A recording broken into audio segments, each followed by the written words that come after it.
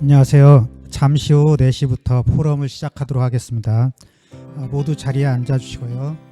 휴대폰은 진동이나 무음으로 정리 부탁드리겠습니다.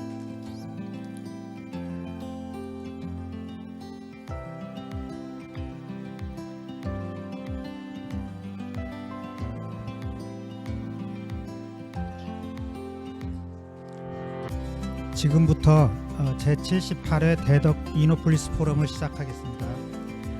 대덕 포럼의 사회를 맡은 사단법인 대덕클럽의 총무이삭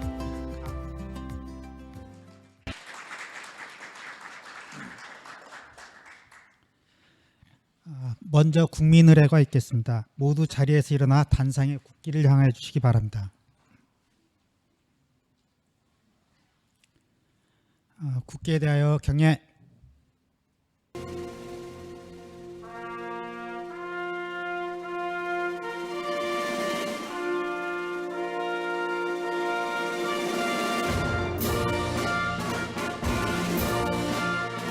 나는 자랑스러운 태극기 앞에 자유롭고 정의로운 대한민국의 무궁한 영광을 위하여 충성을 다할 것을 굳게 다짐합니다.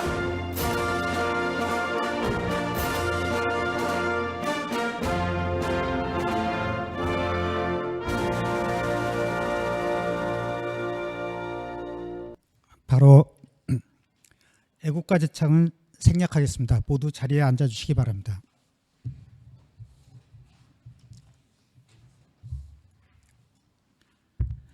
대덕클럽은 지난 1995년 설립된 이후 대덕연구단지를 주축으로 우리나라 과학기술 발전 방안과 미래지향적인 과학 정책을 제시해왔고 2007년부터 연구개발특구진흥재단과 공동으로 대덕 이노폴리스 포럼을 진행해오고 있습니다.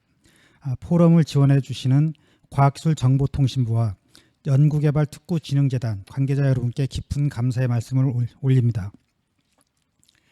최근 급격히 발전하고 있는 인공지능은 사이버 보안의 패러다임을 변화시키고 있으며 새로운 위협과 대응 방안을 만들어가고 있습니다. AI와 사이버 보안의 중요성이 날로 커지고 있기에 오늘은 고려대학교 정보보호대학원의 김승주 교수님께서 AI 시대의 도래와 보안 패러다임 대전환의 필요성이라는 제목으로 강연 겸 발제를 해주신 후 세 분의 패널을 모시고 토론을 진행할 예정입니다. 오늘 강연과 토론을 통해 AI 기술을 통한 더욱 안전한 사이버 환경을 구축할 수 있는 방안 등에 대한 정책을 도출할 수 있기를 희망해 봅니다. 강연에 앞서 대덕클럽 13대 이대성 회장님께서 인사 말씀을 해주시겠습니다.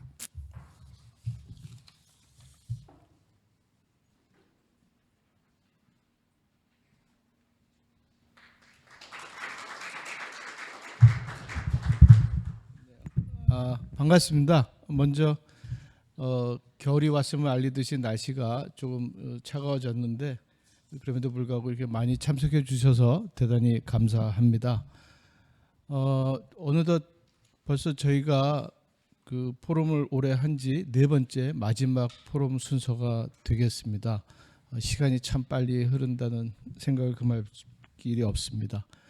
오늘 제목에서 보시듯이 오늘은 이제 저희가 AI와 그 관련된 보안 문제를 토론하게 되는데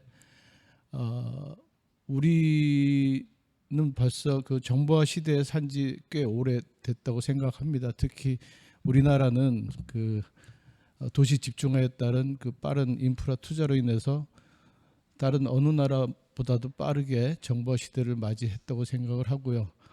또 4차 산업혁명 한때 우리를 굉장히 그 흥분하게 만들었던 4차 산업혁명 또 그에 이은 인공지능 기술 등으로 정보화 사회는 훨씬 더 가속화가 되고 이미 국가 경쟁력 지표에도 굉장히 중요한 위치를 차지하고 있다고 생각이 되는데 이게 산업 현장뿐만이 아니라 이미 우리의 삶에도 깊숙이 들어와 있다고 알 수 있습니다. 뭐 요즘 그 집에서 보는 가전제품에도 전부 인공지능을 썼다 이런 것 광고를 통해서 알 수가 있고 여러분들 다 갖고 계시는 우리 핸드폰도 보면 인공지능 기술을 써서 굉장히 간단하게 영상들을 수정하고 이런 것들을 보면 우리는 이미 인공지능 시대에 살고 있다고 생각이 됩니다.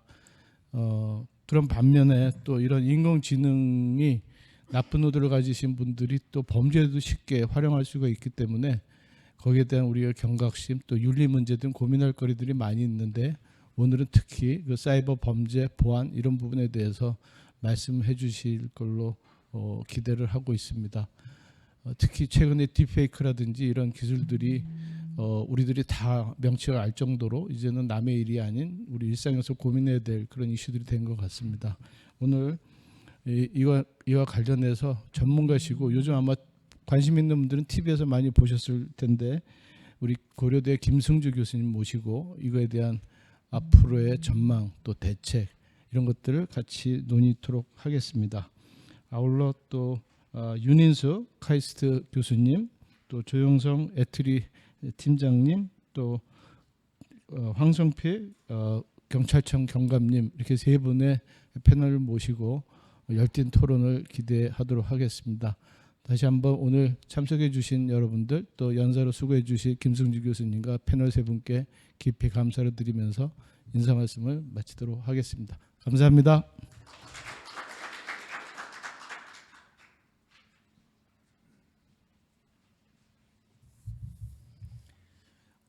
지금 제가 우리 오늘 강연하실 그 교수님을 소개해드려야 되는데 회장님께서 다 소개를 해주셨기 때문에 한 가지만 소개해드리겠습니다.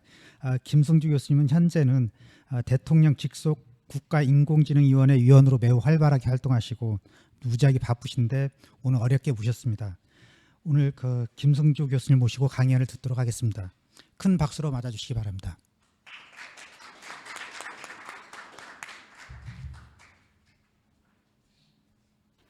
네, 정식으로 인사드리겠습니다. 고려대학교 김승주입니다.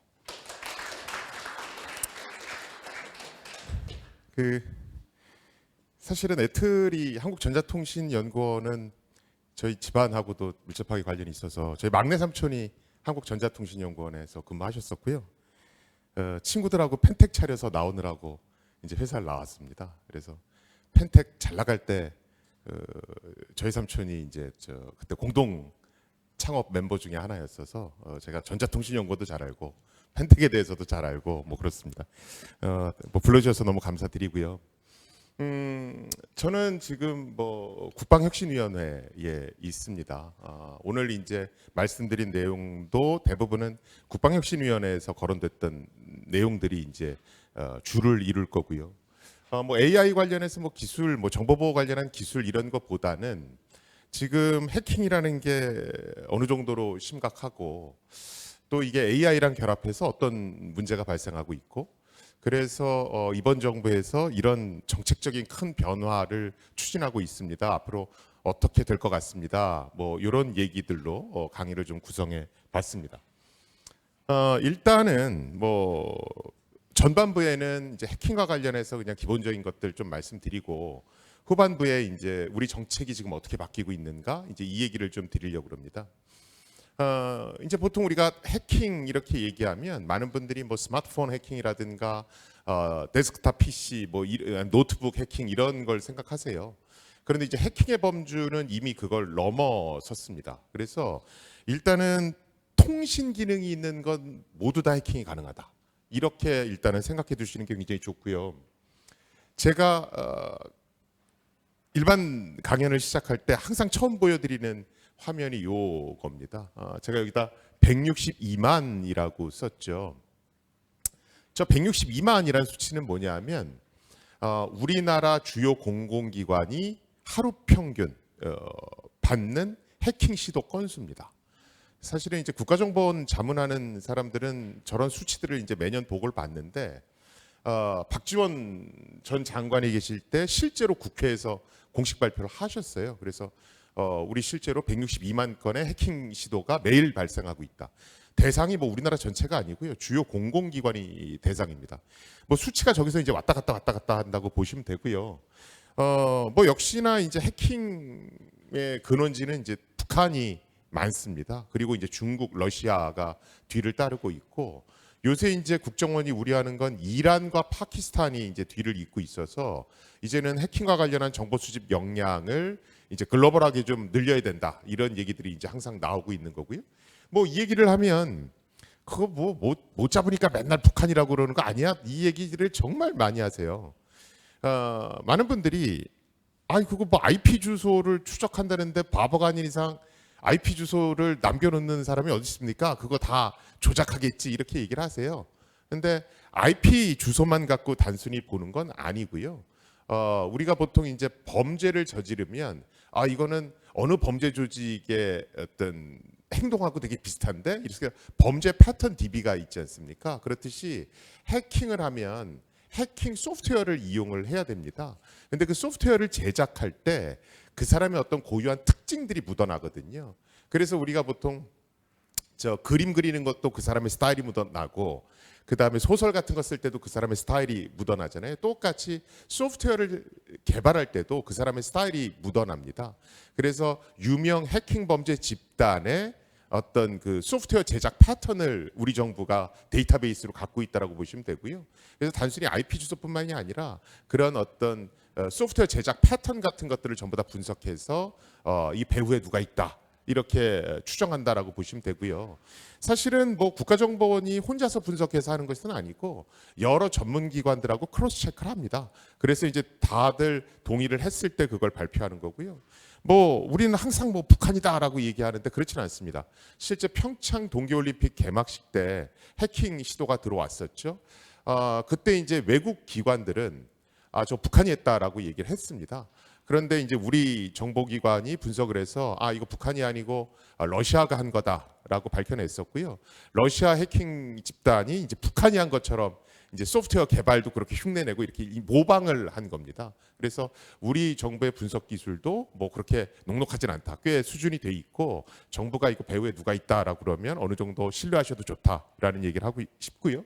자, 아무튼 우리는 하루 평균 162만 건이라는 해킹 시도를 받습니다. 저거를 다 막을 수 있으면 좋죠. 근데 그건 사실은 불가능합니다.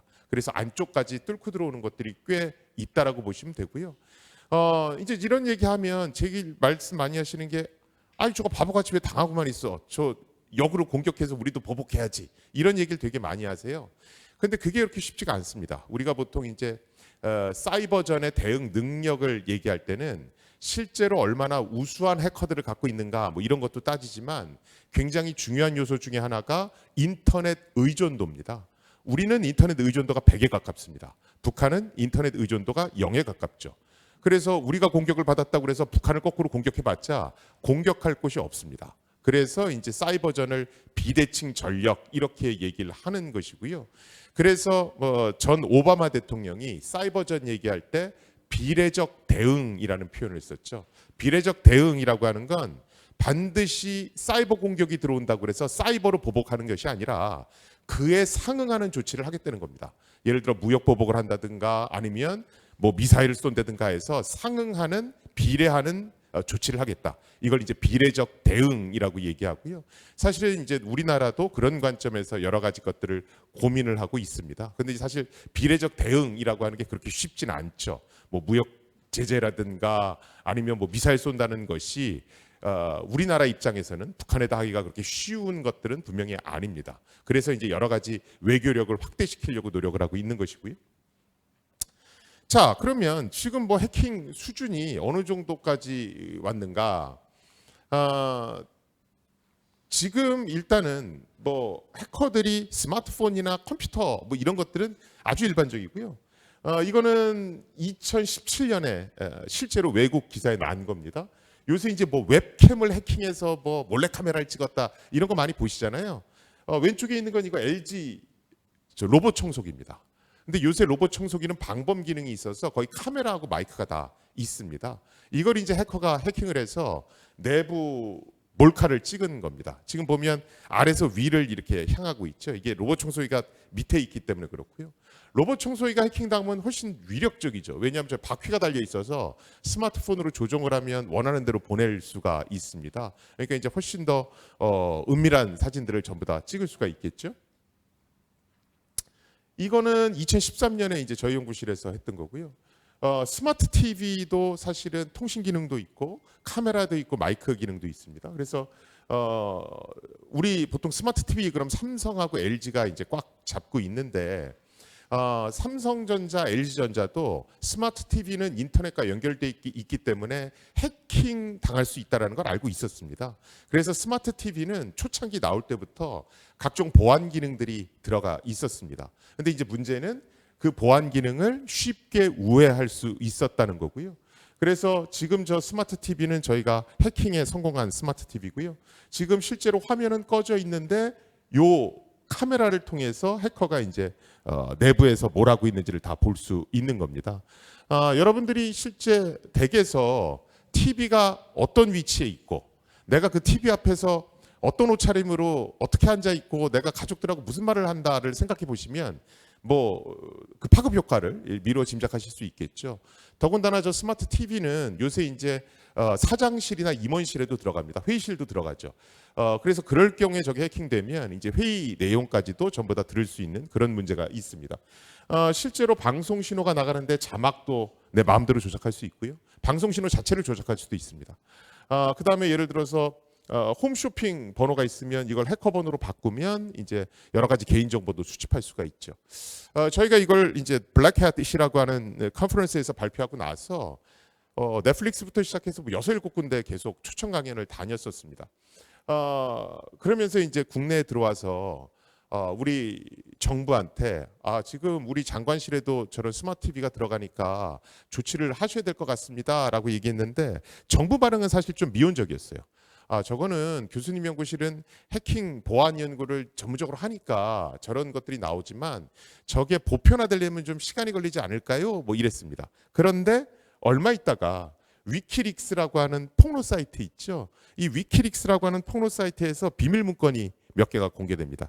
그 비밀 문건은 뭐냐면 미국의 CIA가 단순히 컴퓨터나 스마트폰 해킹을 통해서만 정보를 수집하는 게 아니라 훨씬 더 다양한 매체를 통해서 정보를 수집하고 있다. 그 비밀 문건이 이제 공개된 겁니다. 그 중에 이제 스마트 TV 관련한 부분도 있는데요.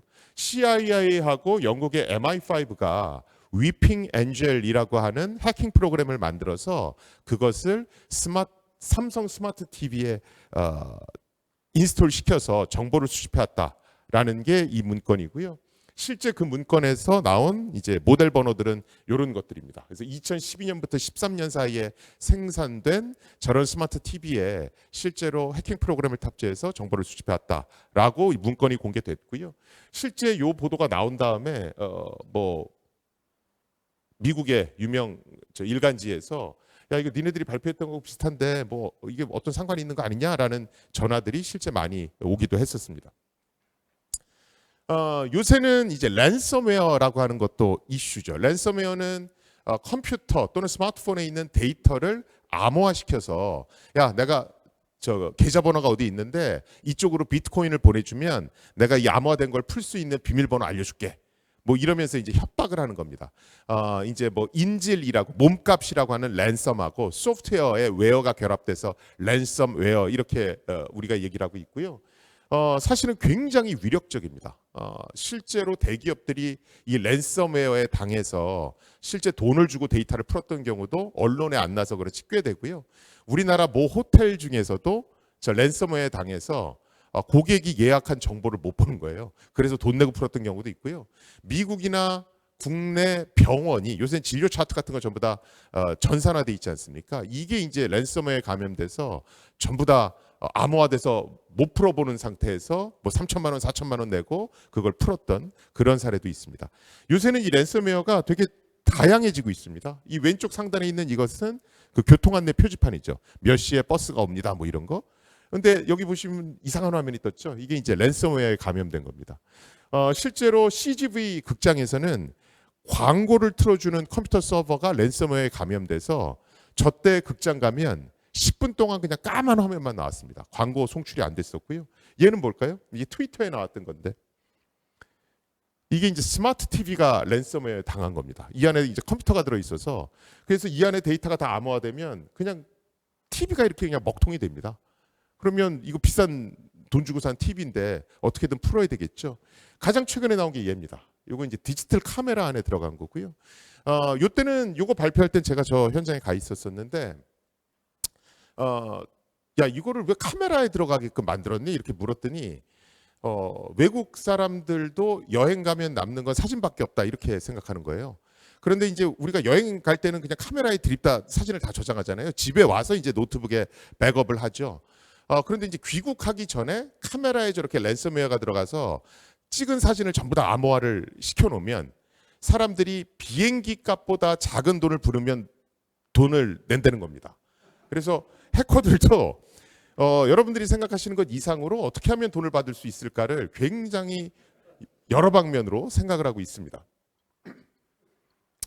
이건 뭘까요? 이건 이제 뭐냐면 얘가 이제 스마트폰이고요. 이거 컴퓨터입니다. 이게 이제 뭐 하는 거냐면 이 노트북 CPU에서 나는 소리를 스마트폰 센서로 잡아서 지금 저 컴퓨터가 어떤 연산을 처리하고 있다. 그래서 지금 뭐 비밀번호는 뭐고 뭐 암호화 시키는 데 쓰는 키는 뭐다 이런 것들을 알아내는 겁니다. 이게 사실은 굉장히 오래전에 이스라엘 연구팀이 이걸 했었습니다. 근데 그때는 여기서 나는 소리, 그러니까 그 이스라엘 연구팀이 한 건 CPU가 다른 명령어를 처리하면 다른 소리를 낸다. 이거를 이제 분석을 한 거예요. 근데 그때는 이제 이렇게 지붕기 큰 거 있잖아요. 그 저 안테나 같이 위성 안테나 같이 생긴 거 그걸 가지고 이제 소리를 잡았습니다. 그래서 그때 이스라엘 팀이 발표할 때는 야, 그 지붕기 갖고 노트북 같은 데 이렇게 갖다 대면 제가 왜 저러지? 라고 해서 사람들 다 이상하게 생각할 텐데 그걸로 공격이 되겠어? 이런 게 이제 주된 질문이었습니다.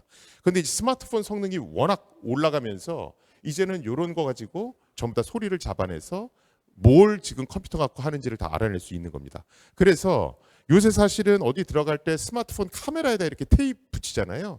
그 정도만 가지고는 사실은 완벽한 보안 대책이 됐다라고 볼 수가 없습니다. 스마트폰을 아예 못 갖고 들어가게 하는 게 정상인 거고요.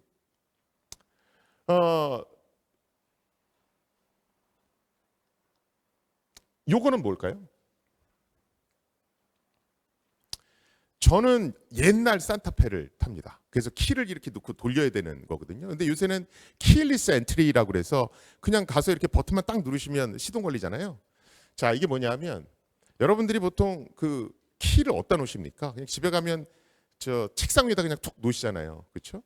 자, 이 도둑이 이 책상 위에 있는 그 스마트 키에다가 신호를 쏩니다. 그럼 이 키가 응답해서 도둑한테 보내주거든요.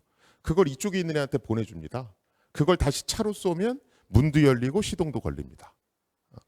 이렇게 차를 훔쳐가는 게 실제로 CCTV에 찍혔습니다. 그래서 미국에서 굉장히 이슈가 됐고요. 이거 뭐 그렇게 복잡하지 않습니다. 이렇게 생겼습니다. 그래서 옛날에 저게 인터넷 마켓에서 실제로 팔렸고요. 실제 미국에서는 저 자동차 키를 해킹하는 게 꽤 이슈입니다. 그래서 자동차 업체들은 저게 워낙 치명적이니까 이제는 저런 거 발표하려고 그러면 이제 저작권법, 미국의 이제 디지털 밀레니엄 액트라고 하는 게 있거든요. 그래서 저작권법으로 걸어서 아예 야, 너 이거 발표하러 오면 공항에서 잡아간다? 이런 식으로 해서 아예 발표를 못하게 합니다. 그래서 요새 보통 저렇게 자동차 키 해킹 관련해서 발표하면 그때는 발표 못하고 한 2, 3년 있다가 자동차 업체가 조치를 다 취한 다음에 발표하는 그런 형식들을 취하고 있고요. 사실은 이거보다 훨씬 더 위력적인 건 2015년에 발표된 요거죠. 이 친구가 이제 갑자기 제가 이름이 생각이 안 나는데 이 친구가 크리스 발라섹이라는 해커고요. 아무튼 두 명의 해커가 있습니다. 근데 이 친구들이 2015년에 뭘 보였냐면 자동차 해킹하는 걸 보였습니다. 자동차 해킹하는 걸 보였었는데 사실은 자동차, 요새 첨단 자동차는 통신 기능이 있기 때문에 해킹할 수 있다. 이 논문은 2010년도에 나왔습니다. 2010년도에 UC 샌디에고 대학의 스테판 세비지 교수팀이 두 편의 논문을 써냅니다. 그러면서 요새 자동차는 통신 기능이 있기 때문에 해킹할 수 있다라는 걸 공식적으로 발표를 했고요.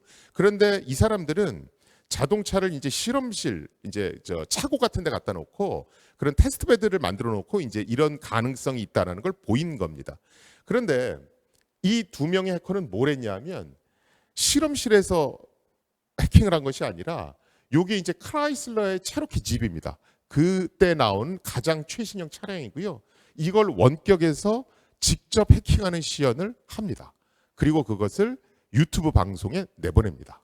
그래서 굉장히 이슈였고요. 실제 유튜브 방송에 공개돼 있습니다. 보시면 이 양반 이 와이어드 언론사의 기자인데 요 차를 이제 타고 고속도로로 나갑니다. 그럼 이제 이 두 명이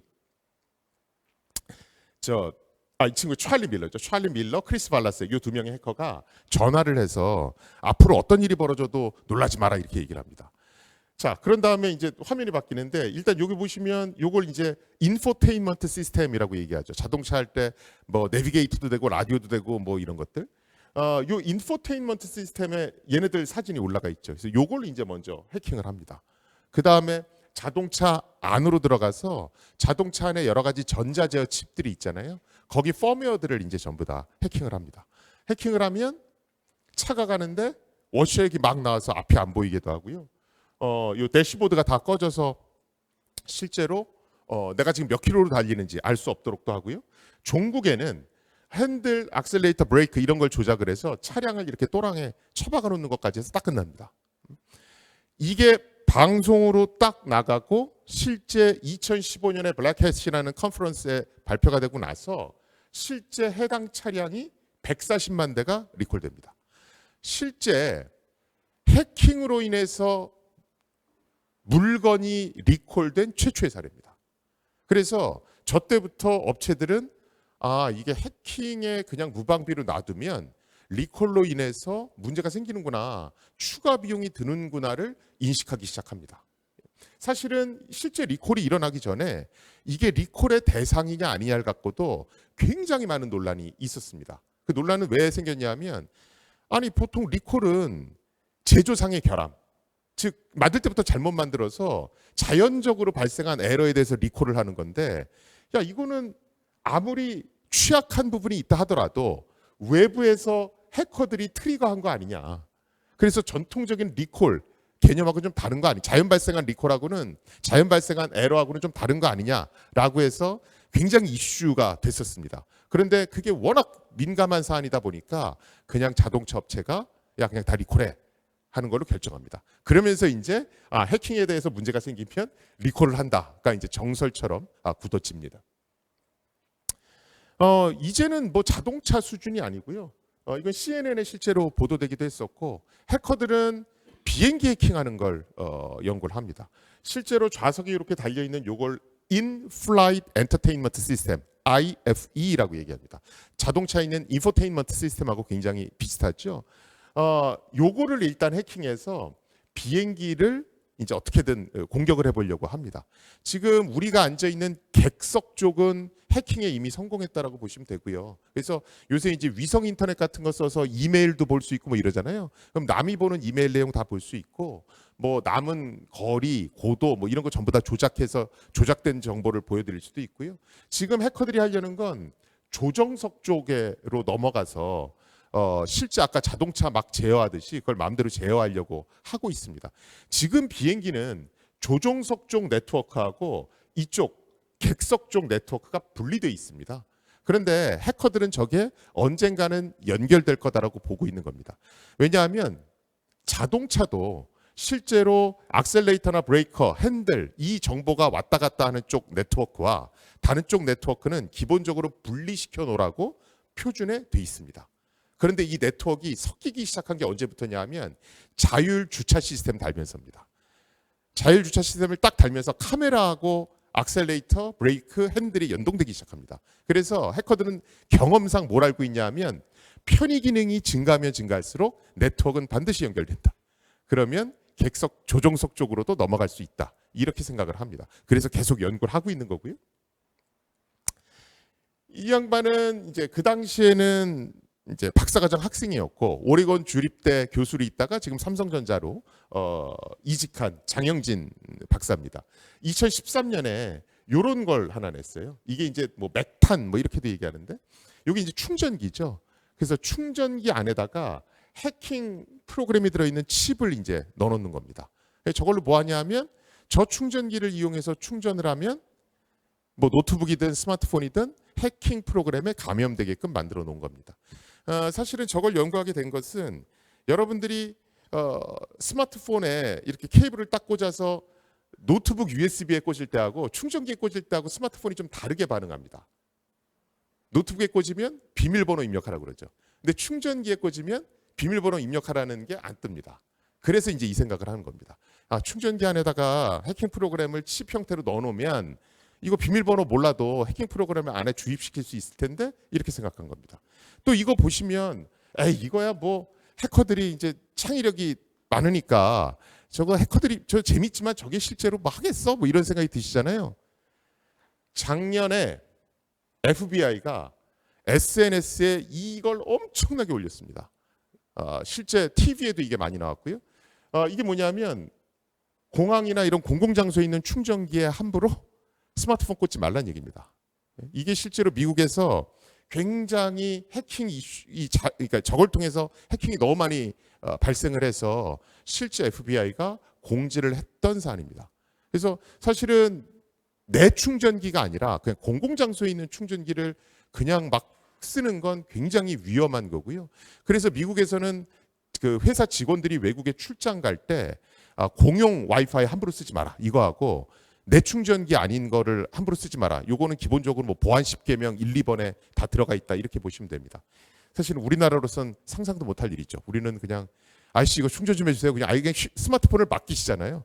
이거 굉장히 위험한 처사입니다. 이건 뭘까요? 이거 2014년에 나왔던 기사인데 이거 전자담배입니다. 여러분들 전자담배 충전할 때 어디다 꽂으십니까? 노트북에 이렇게 USB 포트에 꽂으시죠. 그렇죠? 이게 이제 중국산 전자담배인데 요 안에 해킹 프로그램이 칩 형태로 내장되어 있는 겁니다. 그래서 전자담배 충전시키시려고 컴퓨터에 딱 꽂으시면 해킹 프로그램이 컴퓨터 안으로 들어가게 됩니다. 사실은 뭐 단순히 이 정도가 아니고요. 군 무기 체계도 요새 아주 핫한 해킹의 대상입니다. 이거는 베이직이라는 영국 단체가 쓴 2017년에 쓴 보고서고요. 인터넷의 보고서의 일부가 공개되어 있습니다. UK 트라이던트라고 되어 있는데 트라이던트는 이제 핵 잠수함을 뜻하는 코드명이라고 보시면 되고요. 이 내용이 이제 뭐냐면 핵 잠수함을 해킹할 수 있을까? 그 내용입니다.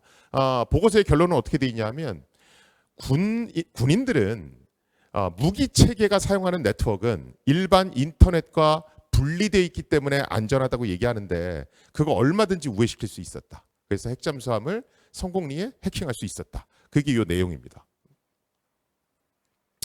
이제는 뭐 위성도 예외는 아니고요. 그래서 미국 같은 경우에는 아예 위성 해킹 대회를 엽니다. 올해가 이제 2년 차고요.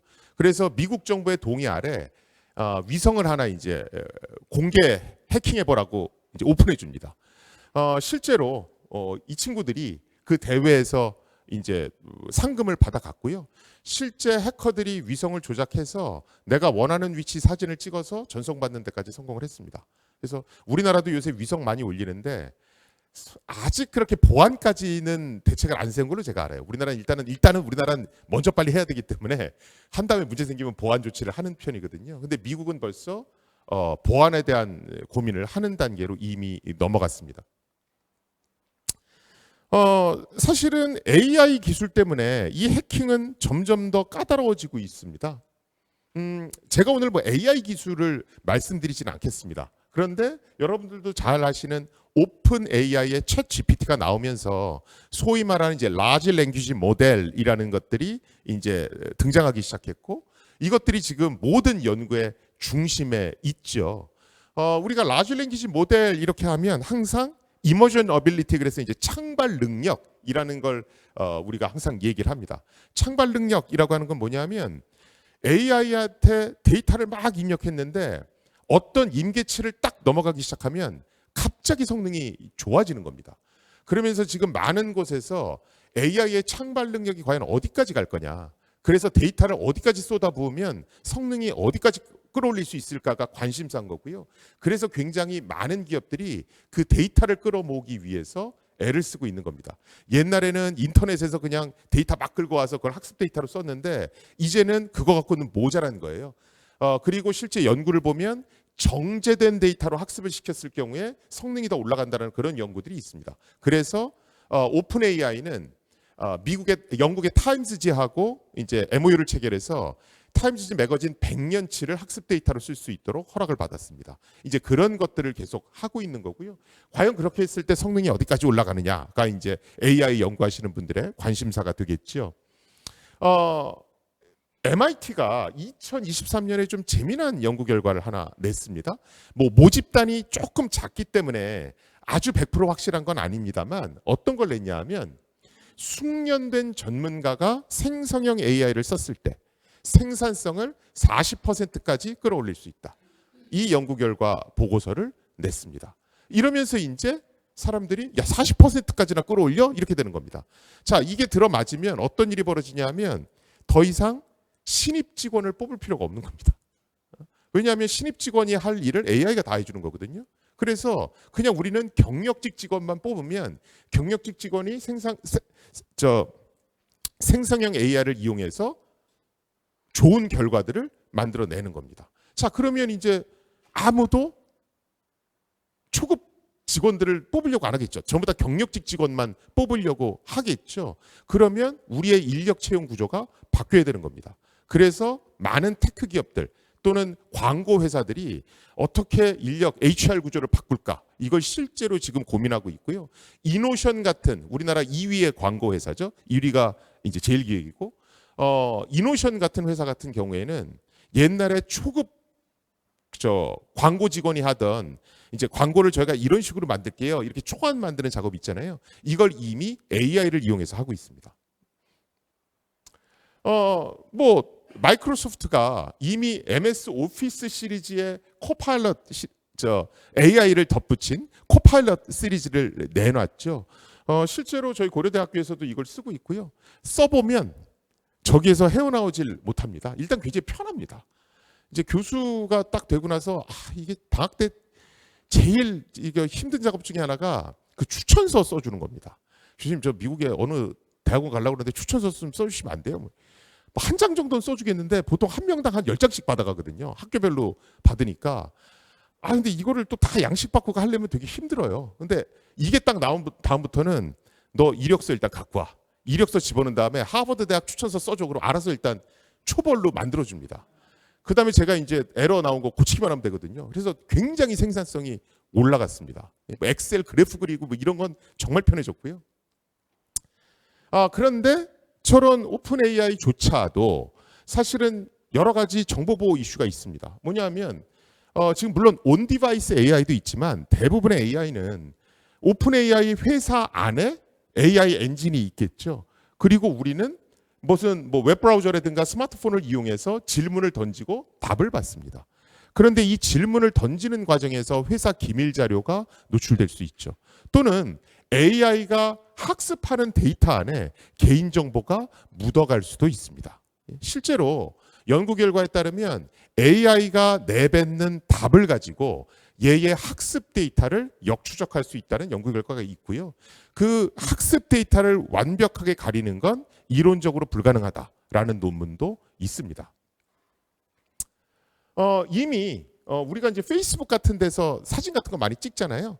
그러면 그 사진들을 가지고 AI를 이용해서 3D 입체 모델을 만드는 거.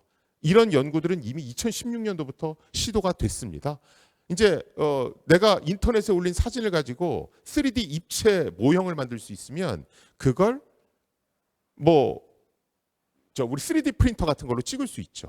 그럼 이제 얼굴 인식 뭐 이런 것들을 이제 바이패스 할 수 있는 겁니다. 요거는 2024년 2월, 올해 2월에 벌어져서 굉장히 센세이셔널하게 기사화됐던 것 중에 하나인데요. 이게 뭐냐면 홍콩 기업에서 한 격리 직원이 딥페이크 영상에 당한 거예요. 그래서 돈을 잃어버린 사례가 실제로 있었습니다. 이게 왜 이슈가 됐냐면 이 격리 직원이 이메일을 한번 받았어요. 그래서 그 회사의 이제 CFO가 어디로 돈을 얼마 보내라 이렇게 얘기했습니다. 그런데 이 직원이 교육을 열심히 받아서 이거는 피싱 메일이야, 스팸 메일이야 이걸 알았어요. 그래서 응하지 않았습니다. 그런데 좀 있다가 화상 회의가 연결이 된 거예요.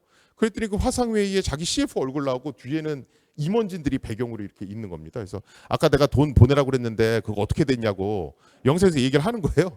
그래서 자기는 얼굴로 봤으니까 돈을 보냈습니다. 그런데 그게 이제 딥페이크 영상이었습니다. 그래서 사실은 그거 그 좀 잘 보지 그걸 왜 그랬어? 그런데 줌 회의 자체가 영상이 그렇게 좋지가 않잖아요.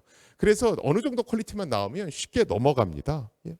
그래서 사실은 이런 것 문제 때문에 보통 바로 회의할 때 바로 하지 말고 이렇게 좀 신변 잡기적인 거를 아이스 브레이킹 하듯이 이렇게 좀 물어봐라. 뭐 본부장님 잘 계셨어요? 뭐 오늘 아침에도 뵀는데 저 오늘 되게 바쁘신 것 같대요. 뭐 이런 그냥 둘만 알 수 있는 거 있지 않습니까? 그런 얘기를 좀 해서 이게 진짜인지 가짜인지를 판별하라. 뭐 이런 식으로 요새는 가이드를 합니다. 애들이 뭐 아빠 나 뭐 휴대폰 잃어버렸는데 뭐 어쩌고저쩌고 하면 좀 신변잡기적인 얘기를 이렇게 하는 거예요. 너 아침에 뭐 밥도 못 먹고 나갔는데 저 괜찮아? 뭐 이런 질문들을 해보는 겁니다. 근데 이제 거기에 그런 것들 몇 번 하다 보면 거짓말인지 아닌지 알 수 있겠죠. 요거는 올해 3월에 나온 연구 결과고요. 이게 이제 브루슈나이어라고 지금 하버드 대학의 초빙 교수로 있는 보안 분야에는 굉장히 유명하신 분이 한 분 계십니다. 그분이 실제로 실험을 해봤더니 AI를 이용할 경우에 피싱 공격에 들어가는 비용을 95%까지 절약할 수 있다. 이 결과가 나왔습니다. 자, 그러면 여태까지 보이스 피싱이라든가 피싱 메일을 통해서 얻어들이는 수익은 똑같은데 경비가 95% 이상 절감이 되니까 당연히 공격이 더 빈번하게 발생을 하겠죠. 그래서 생성형 AI 나오면서 보안 전문가들이 가장 우려하는 게 지금도 보이스 피싱의 스팸 메일이 천지고 여기 당하시는 분들이 많은데 이걸 도대체 어떻게 막을까? 이게 굉장히 고민거리 중에 하나입니다. 우리가 이런 딥페이크 같은 얘기가 나오면 그거 뭐 기술로 잡죠 또 이런 얘기합니다. 특히나 뭐 기술 중심의 또 정보부처에서는 기술로 막을 수 있습니다. 또 이런 얘기를 되게 하세요. 암담한 얘기지만 지금 현실적으로는 불가능합니다. 이게 광혈류 측정이라고 하는 기술을 이용해서 인텔이 2022년에 내놓은 기술입니다. 이게 뭐냐면 사람이 얼굴을 딱 보면 하얗지가 않잖아요. 피가 돌기 때문에 얼굴 색깔이 조금씩 다릅니다. 이런 혈류의 흐름을 인식해서 위조한 영상인지 아닌지를 판별하겠다는 거예요. 이게 실제 돌렸을 때 정확도가 96%가 나왔습니다. 그래서 96%의 확률로 딥페이크 영상을 다 바꿀 수 있어 이러면서 인텔이 자랑을 했었거든요. 얼마 있다가 BBC에서 기사가 나왔습니다. 실험실에서는 96%일지 모르겠는데 실제 환경에서는 50% 이하로 떨어진다. 그래서 뭐 조금만 조작해도 저걸 잡을 수가 없었다. 그래서 보통 우리 업체들이 얘기하거나 이런 것들은 실험실 레벨입니다. 근데 현실은 워낙 다양하기 때문에 기술적으로 딥페이크를 잡는 건 제가 보기에는 앞으로 시간이 좀 더 흘러야 됩니다. 요거는 2024년 4월에 아카이브에 공개됐던 논문이고요. 이건 뭐냐면 여태까지는 이제 해킹 프로그램을 사람이 개발했는데 이제는 생성형 AI를 이용해서 뭐 아주 고난이도 해킹 프로그램까지는 만들지는 못하겠지만 어느 정도까지는 생성해낼 수 있더라. 뭐 이런 결과가 나온 겁니다. 자, 그러면 지금 이런 식으로 해킹이 전방위적으로 확대되고 있는데 우리는 그럼 어떻게 해야 되느냐? 당연히 공격하는 사람이 AI를 쓰면 우리도 AI 써야 되겠죠. 그렇죠? 자, 그런데 문제는 해킹 사고가 났다 하면 우리 정부가 제일 좋아하는 용어가 이겁니다. 화이트 해커 10만 양병. 우리는 뭐 했다 하면 10만 양병입니다. 메타버스 10만 양병, 반도체 10만 양병 뭐. 뭐 여기도 마찬가지입니다. 그런데 모든 걸 이렇게 인원수 쪽수로 할 수는 없거든요. 그래서 실제로 이제 강은성 박사님 이분은 실제 현장에서 보안 총괄 책임자 CIS를 굉장히 오래 하신 분이에요. 이분조차도 이제 인재 양성 이거 이제 좀 그만 얘기해야 된다. 이제는 퀄리티 관리를 좀 해야 된다. 이런 얘기들을 이제 쓰신 겁니다. 소수 정예를 양성하려고 그래야지 쪽수만 늘린다고 이게 되는 게 아니다라는 얘기를 하는 거고요. 미국은 그걸 넘어서 기본적인 해킹 대응은 자동화시키겠다는 생각을 갖고 있습니다. 그래서 2016년에 이미 사이버 그랜드 챌린지라는 대회를 했고요. 여기 보시는 이 컴퓨터들이 그냥 쉽게 얘기하면 바둑에 알파고가 있으면 해킹에는 이 컴퓨터들이 있다 이렇게 보시면 됩니다. 그래서 이 사이버 그랜드 챌린지라는 대회가 이 컴퓨터들이 상대 컴퓨터를 자동으로 해킹하고 내 소프트웨어에 결함이 있는 부분은 자동으로 패치하고 이런 것들을 이제 겨루는 AI 해킹 대회다 이렇게 보시면 됩니다. 여기서 1등한 로봇이 바로 요 For All Secure라고 그래서 카네기 멜론 대학에서 스핀오프한 회사고요. 그 회사가 만든 Mayhem이라고 하는 이제 AI 해킹 로봇입니다. 실제 스미소니언 박물관에 최초의 해킹 로봇이다라고 해서 이렇게 전시돼 있기도 하고요. 사실은 이제 요 Mayhem이라고 하는 요 해킹 로봇의 핵심 기술을 만드셨던 분이 지금 카이스트에 계신 차상길 교수님이란 분이시고요. 그분 이제 논문 제목이 Mayhem입니다. 그래서 요새 이제 차상길 교수님 또래 분들, 우리 또 윤희수 교수님도 계시고 많은 분들이 이제 이런 쪽 연구들을 실제로 굉장히 많이 하시고요. 또 자동으로 패치하는 또 그런 연구들도 실제로 많이들 하십니다. 자, 그래서 사실은 우리나라도 이런 식으로 무조건 인력 양성만 할 게 아니고 어느 정도는 좀 자동화시키려는 노력도 해야 됩니다. 그러면 이런 것들을 만들 수 있는 인력들 를 키워야 되겠죠. 근데 저런 것들을 만들 수 있는 인력들을 키우려면 기본적으로 전산학에 대한 지식이 있어야 됩니다. 뭐 프로그래밍 랭귀지라든가 이런 것들 아주 고급 지식들이 있어야 되고요. 그런데 단순히 그냥 해킹 가르치듯이 일반 해킹 가르치듯이 가르치면 이 정도까지는 성숙할 수가 없거든요. 그런데 우리나라는 자꾸 10만 해커 양성 이쪽으로 가니까 그래 해킹만 잘하면 이론은 좀 몰라도 돼. 이런 좀 바이어스된 의식들을 학생들이 갖습니다. 그래서 우리 정부도 사실은 투트랙으로 그냥 뭐 해킹을 좋아하는 친구들은 그대로 키우고 아니면 기존의 전산 이론들로 무장해서 이런 것까지 만들 수 있는 인재들 이런 식으로 해서 투트랙으로 좀 인력 양성을 할 필요는 있고요. 두 번째가 이제 그 우리 망분리 정책이라든가 이런 것들을 조금은 개선할 필요가 있습니다. 지금 그것을 MLS 보안 정책 이렇게 얘기하는데요. 아마 이제 연구소에서 계셨기 때문에 망분리라는 건 워낙들 잘 알고 계실 겁니다. 하루에 162만 건의 해킹 시도가 들어오니까 이걸 막아야 됩니다라고 얘기를 했고 그래서 2006년도에 정부 부처를 중심으로 망분리 제도를 도입하기 시작합니다. 이게 이제 금융권으로 넘어가서 사실 우리나라의 웬만한 기관들은 전부 다 망분리를 하고 있다. 이렇게 보시면 되고요. 망분리 제도라는 건 인터넷과 내부 업무망을 다 끊으라는 얘기죠. 이러면 이제 접점이 없어지니까 해커들이 안으로 들어오질 못하겠죠. 그런데 인터넷을 전혀 안 볼 수, 이메일 같은 건 봐야 되니까 여기다 인터넷 검색용 PC 하나 두고 이제 뭐 인터넷 검색도 하고 이메일도 받고 뭐 이렇게 하는 겁니다.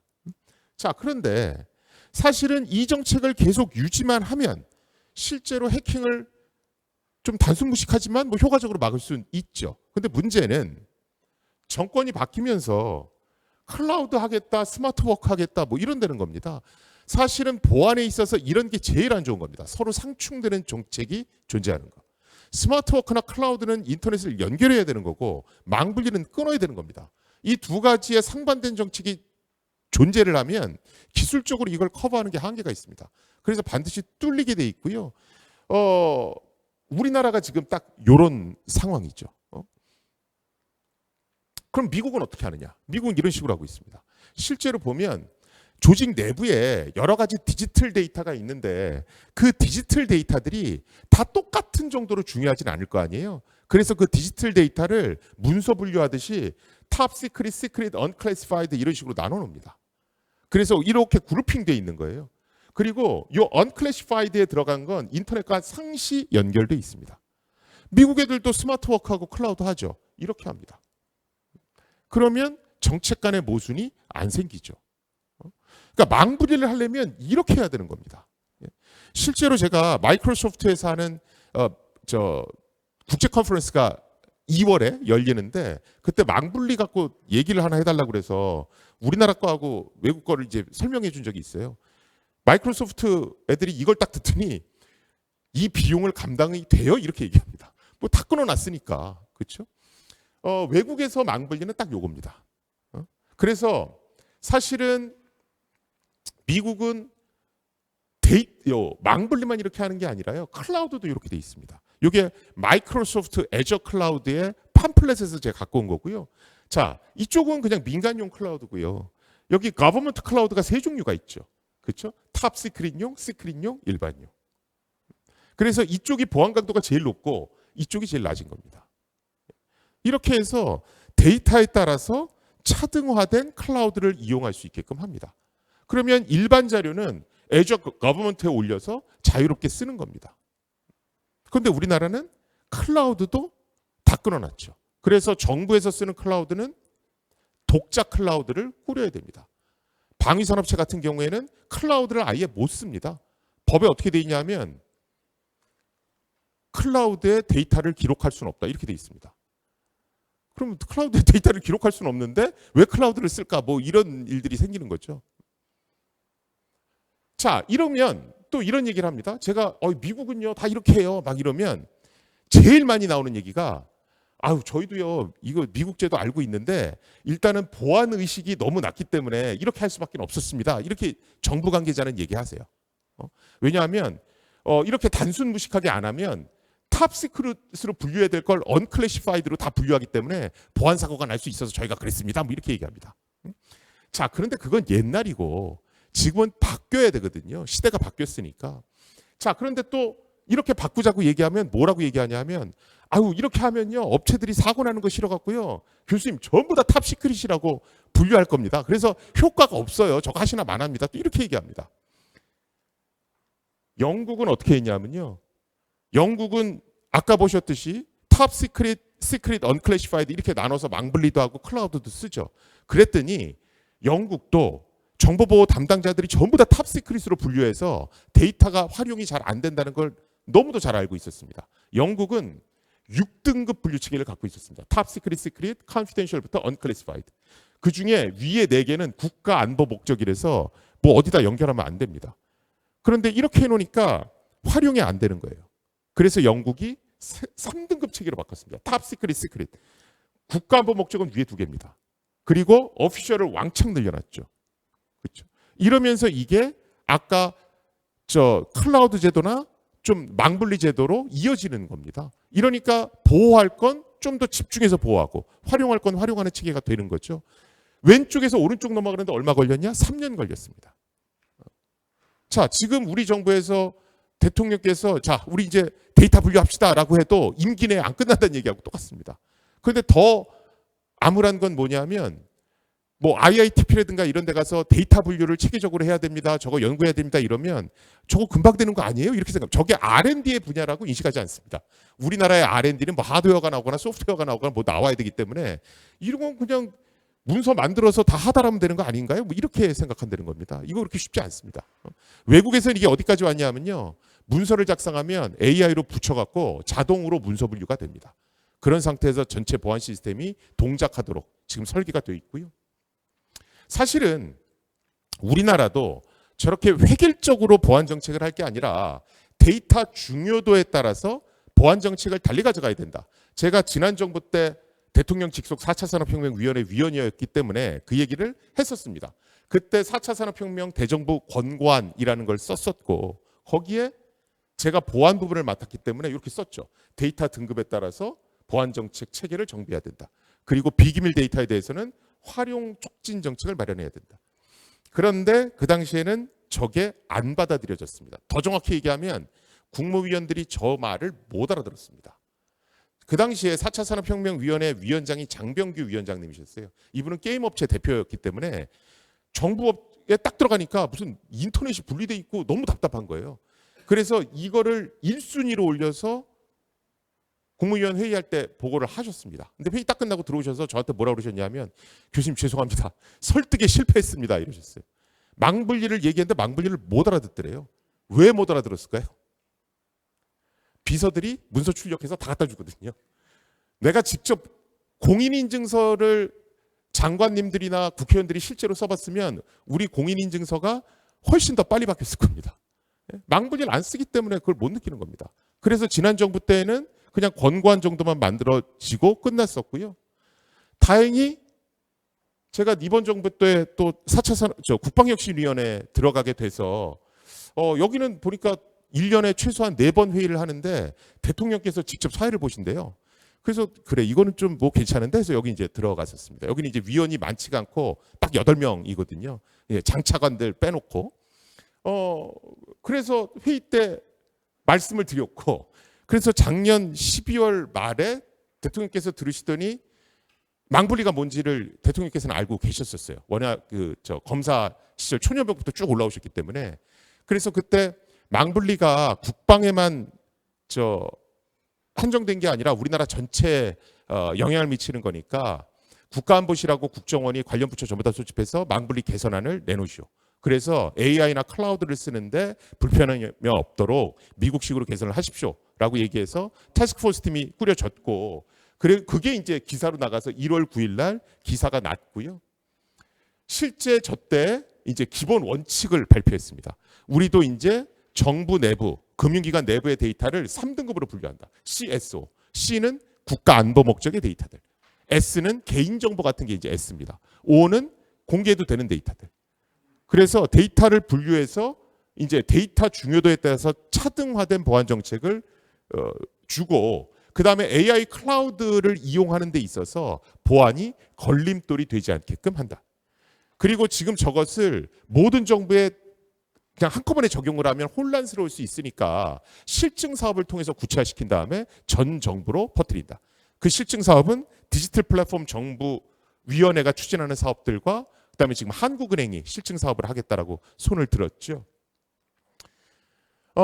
사실은 이게 굉장히 큰 정책입니다. 왜 그러냐면 데이터를 분류하는 일부터 해야 되거든요. 근데 많은 분들이 데이터를 분류한다 그러면 우리는 종이 문서 분류하는 거에 워낙 익숙해져 있어요. 그래서 그냥 종이 문서를 분류한다고 생각합니다. 근데 그게 아니고요. 예를 들어서 진단서가 있습니다.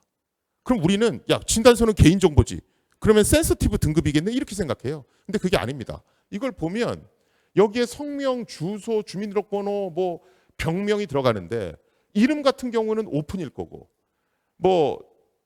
주소라든가 주민등록번호는 센서티브 데이터일 겁니다. 그다음에 병명은 뭐 진짜 중요하다 그러면 컨피덴셜 정도 되겠죠. 그래서 이 안에서도 데이터가 잘게 쪼개지거든요. 그래서 이렇게 데이터를 다 등급을 나눈 다음에 C는 C끼리, S는 S끼리, O는 O끼리 DB를 따로 구축하는 겁니다. 그러면 예를 들어 S등급 가진 사람이 정보를 딱 보려고 그러면 C등급 DB는 연동이 안 되겠죠. 그 부분은 다 공란으로 나오는 겁니다. 이 얘기는 뭐냐면 CSO 3등급 체계로 가서 데이터 중요도에 따라서 어떤 정책을 집행한다는 얘기는 데이터베이스 스키마부터 재설계해야 된다는 얘기입니다. 그런데 그걸 반드시 해야 되는 거고요. 다행히 정부 부처에서 화답을 해줘서 8월에 금융 분야가 저희 망분리 이렇게 개선하겠습니다 해서 이렇게 냈습니다. 그런데 사실은 카카오뱅크나 토스 같은 조금 더 혁신적인 기업은 여기서 좀 더 나갔으면 좋겠는데 이렇게 생각을 해요. 그래서 지금 그래도 금융 분야가 1단계로는 저희가 이렇게 하지만 2단계 실증 사업 때는 카카오뱅크나 토스의 아이디어를 적극 반영하겠습니다. 이런 제스처를 보이고 있습니다. 그리고 올 9월에 국정원이 대통령 모시고 공공망분리 완화합니다. 어떤 로드맵으로 어떻게 적용하겠습니다. 이걸 공식 발표했죠. 그리고 연초에 세부 지침들이 전부 다 바뀔 겁니다. 그리고 내년에 실증 사업을 하고 이제 디테일한 안들이 전부 다 풀리게 되고요. 이렇게 되면 이런 걸 이제 아까 MLS 보안 정책, 멀티 레벨 시큐리티 정책 이렇게 얘기합니다. 그래서 등급별로 나눠서 더 지켜야 될 때 또는 활용해야 될 때 나눠서 접근하겠다는 얘기고요. 대통령께서는 국가인공지능위원회에서도 똑같은 얘기를 하셨습니다. 그래서 지금 망분리도 바뀌는데 AI를 할 때도 개인정보를 이유로 AI 연구 자체를 다 막는 건 좀 자제할 필요가 있다. 이 얘기를 반복해서 하셨고, 그래서 개인정보보호위원회에서도 요새는 굉장히 데이터 활용에 신경을 많이 쓰는 걸 볼 수 있습니다. 마지막으로 지금 우리가 단순히 10만 양성하겠다 이게 아니고 AI를 써서 어느 정도는 해킹 대응에 자동화하는 것도 노력을 해야 되고요. 그러려면 고급 전산 인력을 보안 영역에 흡수하는 게 필요하고요. 두 번째는 AI 클라우드 같은 걸 안 쓸 수가 없으니까 이제 멀티 레벨 시큐리티 정책을 도입해서 국가 전반을 바꿔야 됩니다. 그래서 지킬 건 더 강하게, 활용할 건 대범하게 활용하도록 유도를 해야 되고요. 마지막은 우리가 해킹에 대한 인식을 좀 바꿀 필요가 있습니다. 막는다는 개념에서 좀 탈피할 필요가 있어요. 우리는 해킹 그럼 막아야 돼 이렇게 생각을 합니다. 그런데 해킹을 막는다는 건 불가능합니다. 인터넷 의존도도 높고 해킹 기술이 AI까지 이용해서 이렇게 빠르게 발전하는데 모든 걸 다 막는다? 불가능합니다. 그래서 외국은 위험 관리나 보건력이라는 용어를 씁니다. 자, 이게 금융위에서 2024년 8월에 내놓은 겁니다. 그래서 망분리 규제 이거 바꾸겠다. 아까 보셨죠? 그 다음에 뭐라고 그랬냐면 자율보안 체계를 수립하겠다 이렇게 얘기했습니다. 자율보안 체계는 뭐냐면 여태까지는 금융위나 국가정보원이 이거 해 이렇게 쭉 써줬습니다. 그럼 그거 무조건 해야 됩니다. 체크리스트 갖고 너 이거 했어 이렇게 점검하거든요. 이걸 업체한테 자율로 맡기겠다는 겁니다. 미국식이죠. 그리고 거기에 대해서 책임도 너희들이 져라. 이게 자율 보안 체계입니다. 자, 그런데 업체들은 정부처럼 자, 세금을 여기다 집중 투입하시오. 이런 결정을 할 수가 없습니다. 정보보호 예산으로 쓸 수 있는 게 한계가 있거든요. 그러면 어떤 해킹의 위험한 부분이 나왔을 때 그걸 한꺼번에 다 고치는 건 불가능합니다. 그럼 뭘 해야 되냐면 해킹의 위험한 부분이 나왔을 때 위험도에 따라서 우선순위를 결정해야 됩니다. 그리고 우선순위가 높은 것부터 조치를 취해 나가야죠. 이게 위험 관리입니다. 자, 그러면 한꺼번에 다 고쳐지지 않으니까 남아있는 위험이 있죠. 이걸 잔존 위험이라고 합니다. 이건 계속 모니터링하면서 이건 좀 심각해지는데 그러면 인력과 예산을 투입해서 바로 고치는 겁니다. 그러니까 리스크도 모니터링하는 시기로 넘어가라. 이게 위험 관리입니다. 그래서 외국에서는 이런 표준들을 만들어서 위험도 측정을 어떻게 하고 대응을 어떻게 한다. 이런 매뉴얼들을 다 만들어놨습니다. 자, 여기서 하나 말씀드릴 게 외국은 해킹이라는 건 다 막아야 된다 이렇게 생각 안 합니다. 아니 해킹 좀 되면 어떻습니까? 개인정보가 해킹됐을 때 손해배상을 하면 되거든요. 그렇죠? 외국은 여기 보시면 리스크 리텐션, 리스크 트랜스퍼 이런 것들이 있죠. 이런 것들은 문제가 생겼을 때 내가 보험을 통하든 내 자비를 이용하든 손해배상 하겠다는 게 기본적으로 깔려 있습니다. 간편결제의 대명사가 페이팔이죠. 페이팔은 우리나라 공인인증서보다 해킹 빈도가 더 높습니다. 보통 0.3% 정도 부정결제가 발생합니다. 근데 미국의 다른 거에 비하면 굉장히 수치가 낮은 거거든요. 그러면 외국 페이팔은 그거 어떻게 하느냐? 돈으로 다 물어줍니다. 그래서 해킹은 뚫렸다는 게 문제가 아니라 보상을 안 하기 때문에 문제인 겁니다. 그래서 우리는 위험관리 제도를 잘 만들어서 위험을 모니터링하면서 보상할 건 보상하고 이런 식으로 넘어가야지 모든 걸 자꾸 막아라. 이런 식으로 강요하기 시작하면 보안부서는 한직이 됩니다. 뚫리기만 하면 무조건 혼나니까. 그럼 보안부서에 아무도 안 가려고 그러죠. 그러면 결국 문제가 심각해지는 겁니다. 보통 혼날 때는 당연한 걸 못했을 때 혼나는 거지 뚫렸다라고 혼나는 건 아닙니다. 생판 듣도 보도 못한 걸 어떻게 막습니까? 그래서 미국은 RMF, Risk Management Framework이라는 표준이 만들어져 있고요. 다행히 아까 제가 무기체계 해킹하는 거 보여드렸잖아요. 그렇듯이 미국은 저 위험관리 프레임워크이라는 표준을 무기체계에까지도 도입합니다. 그래서 실제로 방산업체들이 저 위험관리 프레임워크에 따라서 위험관리를 안 하고 있으면 검수 단계에서 탈락시킵니다. 우리나라도 올 4월 12일에 국방사이버보안 위험관리 지시라는 걸 발표했습니다. 그래서 KRMF라는 걸 만들었고요. 무기체계가 위험관리 대책을 내놓지 않으면 방산업체의 무기를 받아들이질 않습니다. 그래서 요새 한화나 LIG 같은 방산업체가 사이버 보안 인력을 엄청나게 뽑고 있습니다. 네, 제가 앞에서부터 쭉 말씀을 드렸는데 해킹은 사실은 단순히 컴퓨터 정도가 아니라 무기체계에 이르기까지 굉장히 광범위하게 일어납니다. 그런데 사실은 우리나라는 굉장히 우악스러운 정책을 통해서 여태까지 보완을 해왔기 때문에 이제는 세련된 정책으로 좀 넘어갈 필요가 있습니다. 근데 이번 정부 때 그걸 시도하고 있고 이게 과도기이기 때문에 사실은 여러 부처에서도 힘을 실어주셔야 우리나라가 한 단계 더 점프하는 IT에서 뭐 보안하는 사람, AI 하는 사람들이 전부 다 윈윈할 수 있는 그런 구조로 갈 수 있지 않을까 이렇게 생각합니다. 예, 들어주셔서 감사합니다.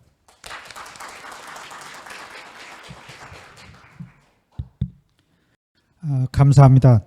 멋진 강연을 해주신 김승주 교수님께 다시 한번 큰 박수 부탁드립니다.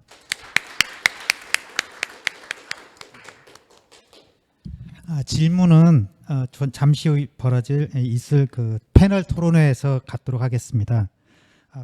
패널 토론회에 앞서 오늘 참석자들과 함께하는 사진 촬영이 있겠습니다.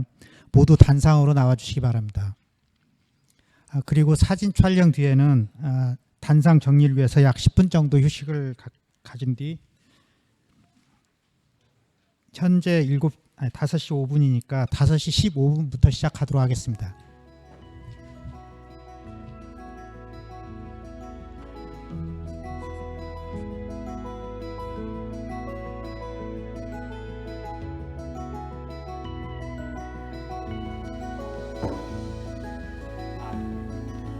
지금부터 패널 토론을 시작하겠습니다.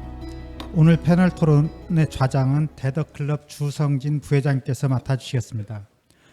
주성진 부회장님은 현재 국방과학연구소에 근무하시면서 바로 전년도까지도 대한여성과학기술인회 회장을 역임하셨습니다. 오늘 패널 토론을 위해 세 분을 모셨는데 AI와 정보보호 분야의 탁월한 실적을 보여주시는 전문가 두 분, 그리고 또한 이를 위해서 현장에서 직접 활약하고 계시는 현장 전문가 한 분입니다.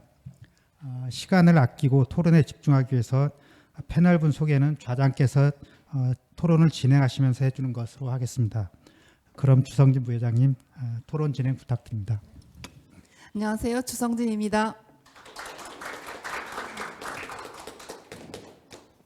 오늘 굉장히 핫한 주제로 공부를 많이 했다는 생각이 듭니다. 사실 오늘 키워드는 AI 시대 그리고 보안.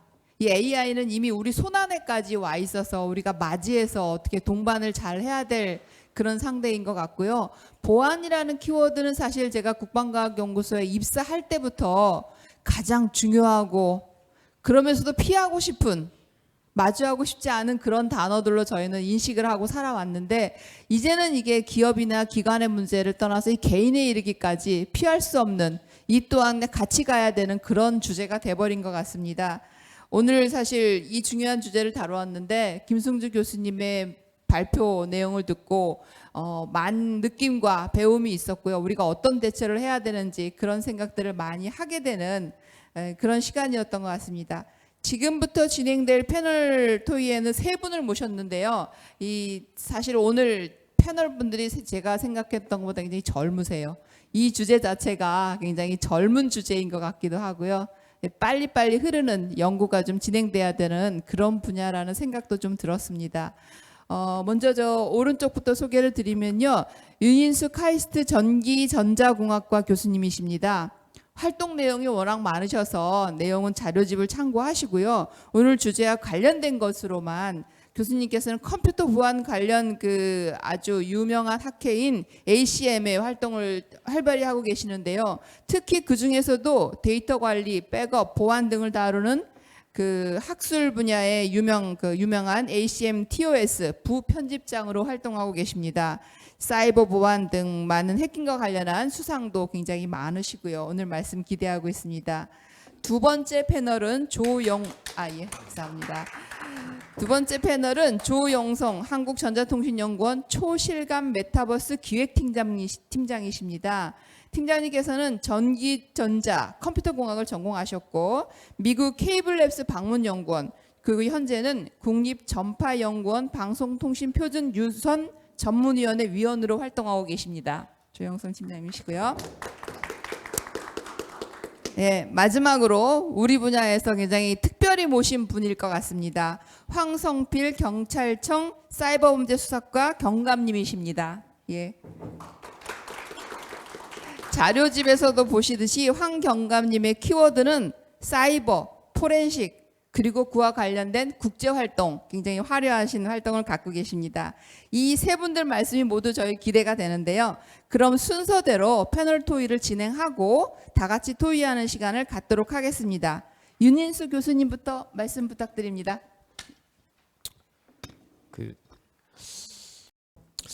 저는 사실 그 김승주 교수님 발표 들으면서 되게 많이 공감을 했었습니다.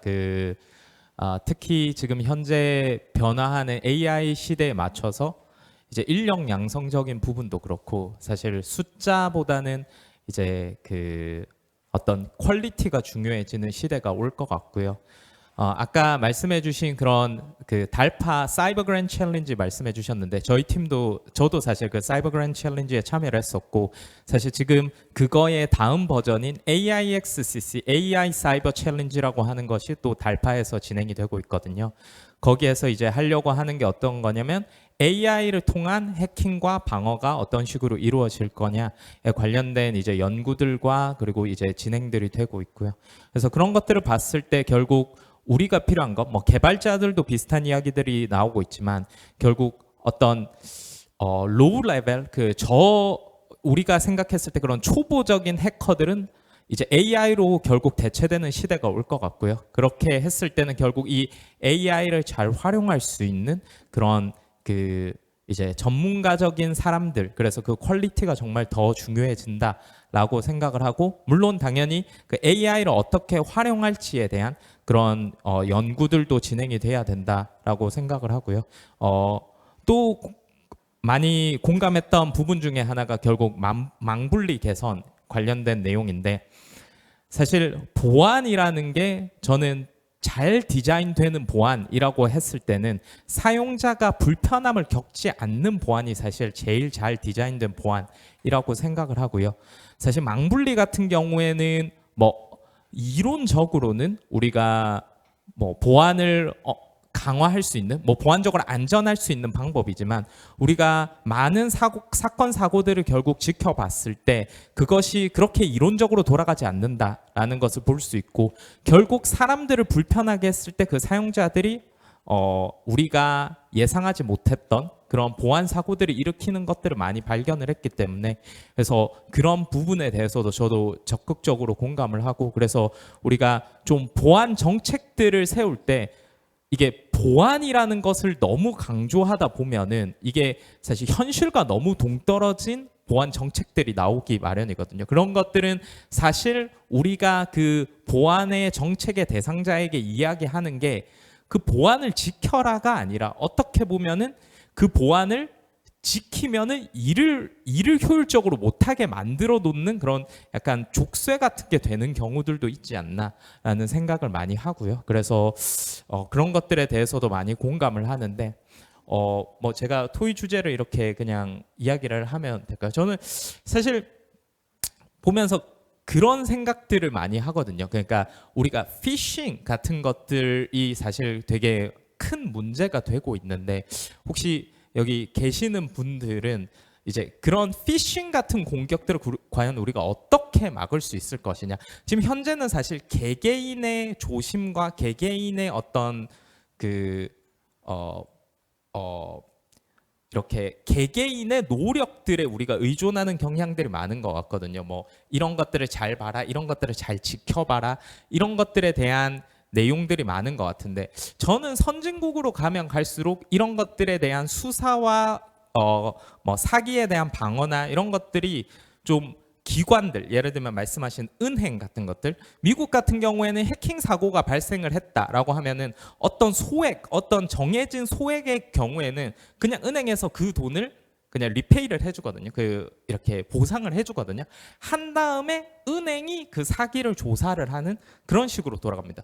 저는 그게 좀 더 나은 방향이라고 생각을 하는 게, 개개인이 수사하고 개개인이 어떤 무언가를 할 수 있는 능력에는 조금 제한이 있다라고 생각을 하는데, 뭐 그런 점에서 이제 아무래도 김승주 교수님께서 이런 부분, 특히 또 정부 관련돼서 많이 일을 하시니까 혹시 어떠한 의견이 있으신지, 저는 그런 것들이 좀 궁금합니다.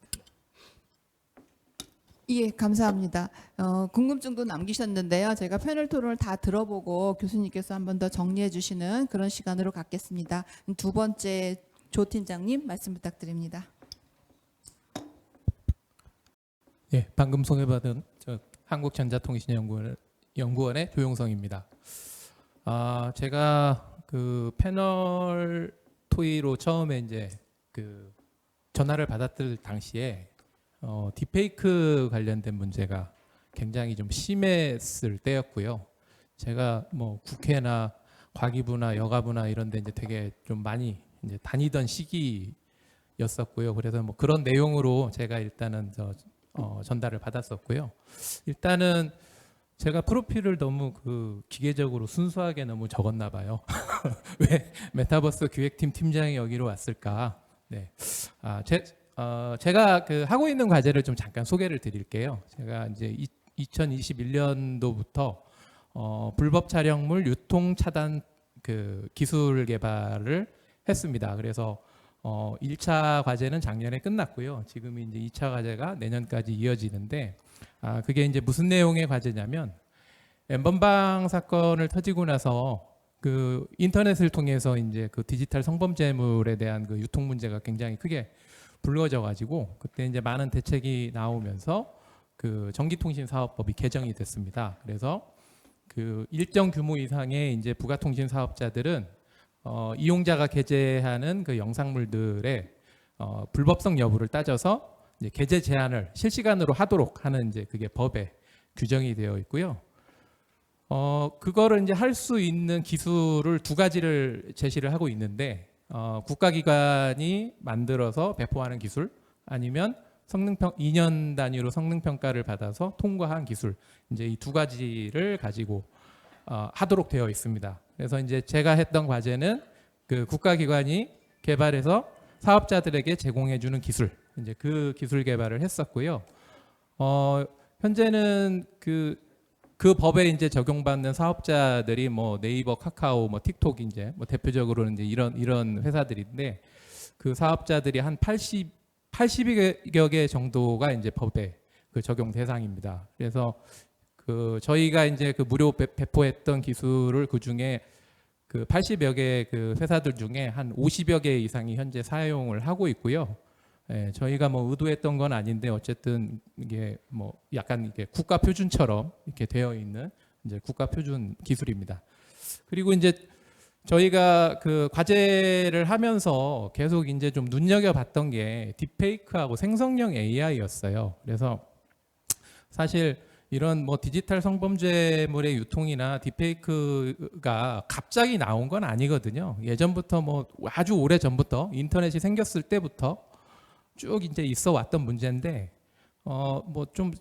조금 터부시하기도 하고 쉬쉬하기도 하고 이제 그런 분위기였다가 최근에 이제 너무 급격히 터지니까 이제 그것들에 대한 방어책을 마련하려고 이제 굉장히 그 고민들을 많이 그 하고들 계시는 거고 그래서 일단은 그 저희가 개발했던 거는 이제 딥러닝 기반으로 해가지고 그 기술 개발이 이제 끝난 상태인데 저희가 그거를 이제 실제 그 사업자 현장에서 적용을 시키고 그 다음에 뭐 기술에 대한 그 뭐 전수도 해드리고 여러 가지 뭐 그 오류도 수정하고 그걸 한 2년 동안 좀 이렇게 접해 보면서 이제 흐름이 자꾸 이렇게 생성형 AI나 딥페이크나 이런 것들로 만들어낸 이제 영상물들이 이제 계속 그 증가를 하더라고요. 그래서 이제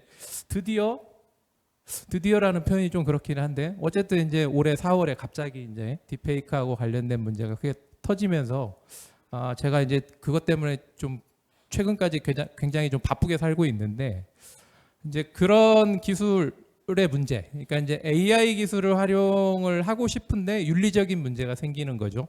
예, 저는 이제 주로 그런 쪽에 관심이 많고 그리고 이제 그런 거하고 관련된 연구 개발을 하고 있는 사람입니다.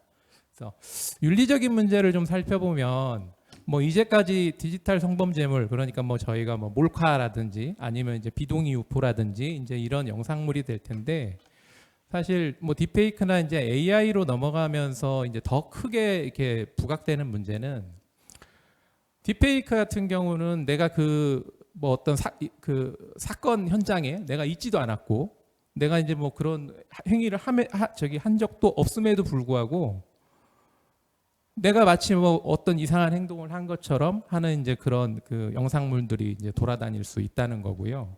그래서 이제 그리고 이제 두 번째 문제는 딥페이크의 이제 가장 큰 문제라고 보통 많이 하는 게 뭐냐면 피해자도 10대, 20대 그러니까 사회적으로 보면 가장 힘이 없는 계층이죠.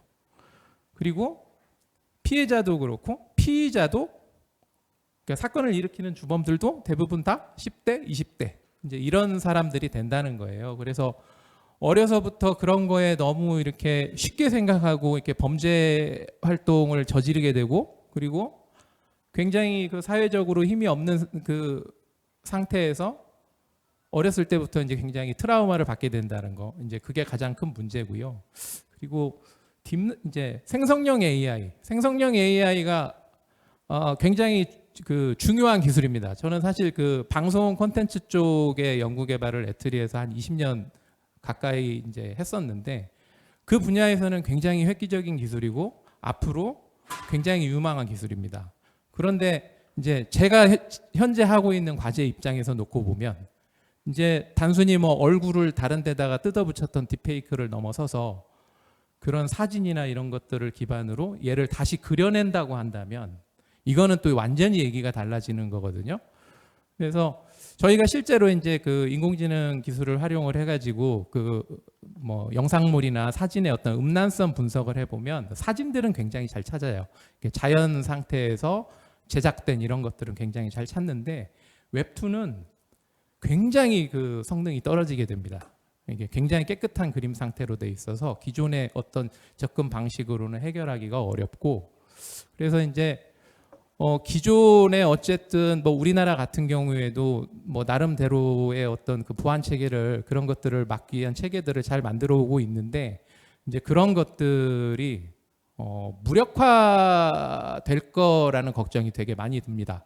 저도 개인적으로 과제하면서 굉장히 힘들었거든요. 사업자들 상대해야 되고 정부기관 상대해야 돼서 굉장히 힘들게, 그래도 4년간 그래도 나름 보람 있게 일을 해왔는데, 이게 한 1, 2년, 2, 3년 지나면 이거 가지고는 이제 더 이상 막을 수가 없겠구나. 뭔가 그 새로운 어떤 그 방법을 찾아야 되는 시기가 왔구나. 왜 이렇게 이런 시기가 점점 빨리 올까? 예, AI 시대가 되면 아마 이런 시기가 점점 더 빨라질 것 같고요. 예, 저는 그 AI의 이제 그 활용보다는 AI의 어떤 활성화와 뭐 이런 것들에 따른 윤리적인 문제, 뭐 인간 존중에 대한 문제, 이제 뭐 이런 관점에서 오늘 이야기를 하려고 합니다. 예, 감사합니다. 제가 사실 어젠가 오늘인가 인터넷에서 한번 봤는데요. AI 연구 개발에 투자했던 기업이 최근에 AI 윤리에 대해서 큰 예산을 투자했다라는 얘기를 들었거든요. 이 AI 윤리에 관한 문제, AI 활용 시장이 정말 고려해야 될 일이 아닐까, 그런 쪽 얘기 주신 것 같고요. 마지막으로 황성필 경감님 부탁합니다. 네, 안녕하십니까. 경찰청의 황성필 경감입니다. 간단히 소개드리자면 저는 작년까지 경찰청의 사이버 테러 수사대에서 실제 수사 업무를 맡아왔었고요. 올해는 사이버 국제공조협력계라는 곳에서 근무를 하면서 그 다른 동료들과 그리고 상관들과 함께 지금은 사이버 범죄 협약, EU를 중심으로 하는 그 사이버 범죄 협약 추진을 위해서, 가입 추진을 위해서 노력하고 있습니다. 그 김승주 교수님의 강의를 들으면서 굉장히 인상 깊었습니다. 저희들이 그 항상 생각해 왔었던 저희 유비쿼터스 사이버 환경에서 발생할 수 있는 온갖 종류의 테러와, 그리고 지금까지 기존의 사이버 테러가 그 다양한 기기와 플랫폼들로까지 확장될 수 있다는 점에서 사실 저희도 항상 먼 미래에 이런 위협이 다가올 거라고 언제나 걱정하면서 사실은 기다리고 있습니다. 그런데 저희들이 사실 조금 더 당면에서 현재 걱정하고 있는 문제는 약간 조금은 다른 핀트도 있습니다. 어떤 부분이냐면, 아까 이제 김승주 교수님께서는 AI를 통해 우리 사이버 범죄 질적 향상과 양적 향상을 함께 이렇게 말씀을 해주셨지만 질적 향상에 초점을 좀 더 맞춰주셨었는데요. 그런데 이제 저희 수사기관, 특히 그 정부 입장에서는 당장에 양적 향상에서 가장 크게 저희들은 많이 우려하고 있습니다. 왜냐하면 그 아까 이제 다른 그 패널 분들께서도 말씀해 주셨다시피 초보 해커들이 그 AI로 대체가 되겠지만 범죄자들이 기본적인 초보 범죄자들이 AI를 활용해서 범죄를 일으키는 그런 사례들이 더욱더 많이 증가할 거라고 예상하고 있습니다. 특히 랜섬웨어 그리고 정보 탈취, 이 두 가지가 가장 주요한 부분인데요. 실제로 저희들이 이제 그 북한발 테러 사건들을 이렇게 하다 보면 범죄의 어떤 패턴과 유형들이 보입니다. 그리고 그 범죄와 패턴의 유형들이 2010년대 초반에는 굉장히 고도화된 수법을 썼었습니다. 그 당시에는 미국 연구기관에서 북한의 그 해킹 레벨을 총 10중에서 8에서 9 사이로까지 놓았다고 알고 있습니다. 그런데 이제 그 가상자산이 등장하고 범죄 수익을 쉽게 이렇게 바꿀 수가 현금화할 수 있게 되고, 그리고 저희들의 기본 보안 기술이 이렇게 향상됨에 따라서 이제 고도화된 공격 수법을 유지해 가면서도 또 동시에 아주 기초적인 수준의 해킹을 좀 더 많이 일으키는 그런 방식의 공격도 같이 감행해 가고 있습니다.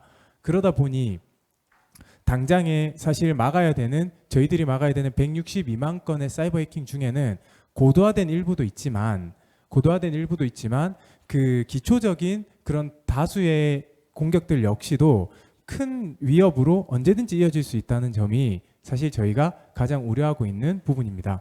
이 때문에 아까 김승주 교수님께서 말씀 주셨던 첫 번째 그 수비 인력을 확대해야 된다는 부분 관련해서 사실 경찰은 수사기관에 조금 더 가깝고 예방 노력을 하고 있지만 예방의 선두주자는 아닙니다.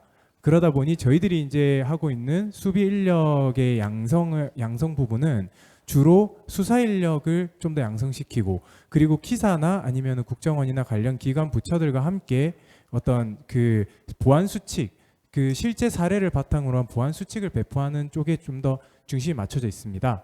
그리고 여기에서의 가장 큰 핵심은 모든 사람들이 자신의 계정과 관련된 크레덴셜을 지켜야 된다는 점입니다.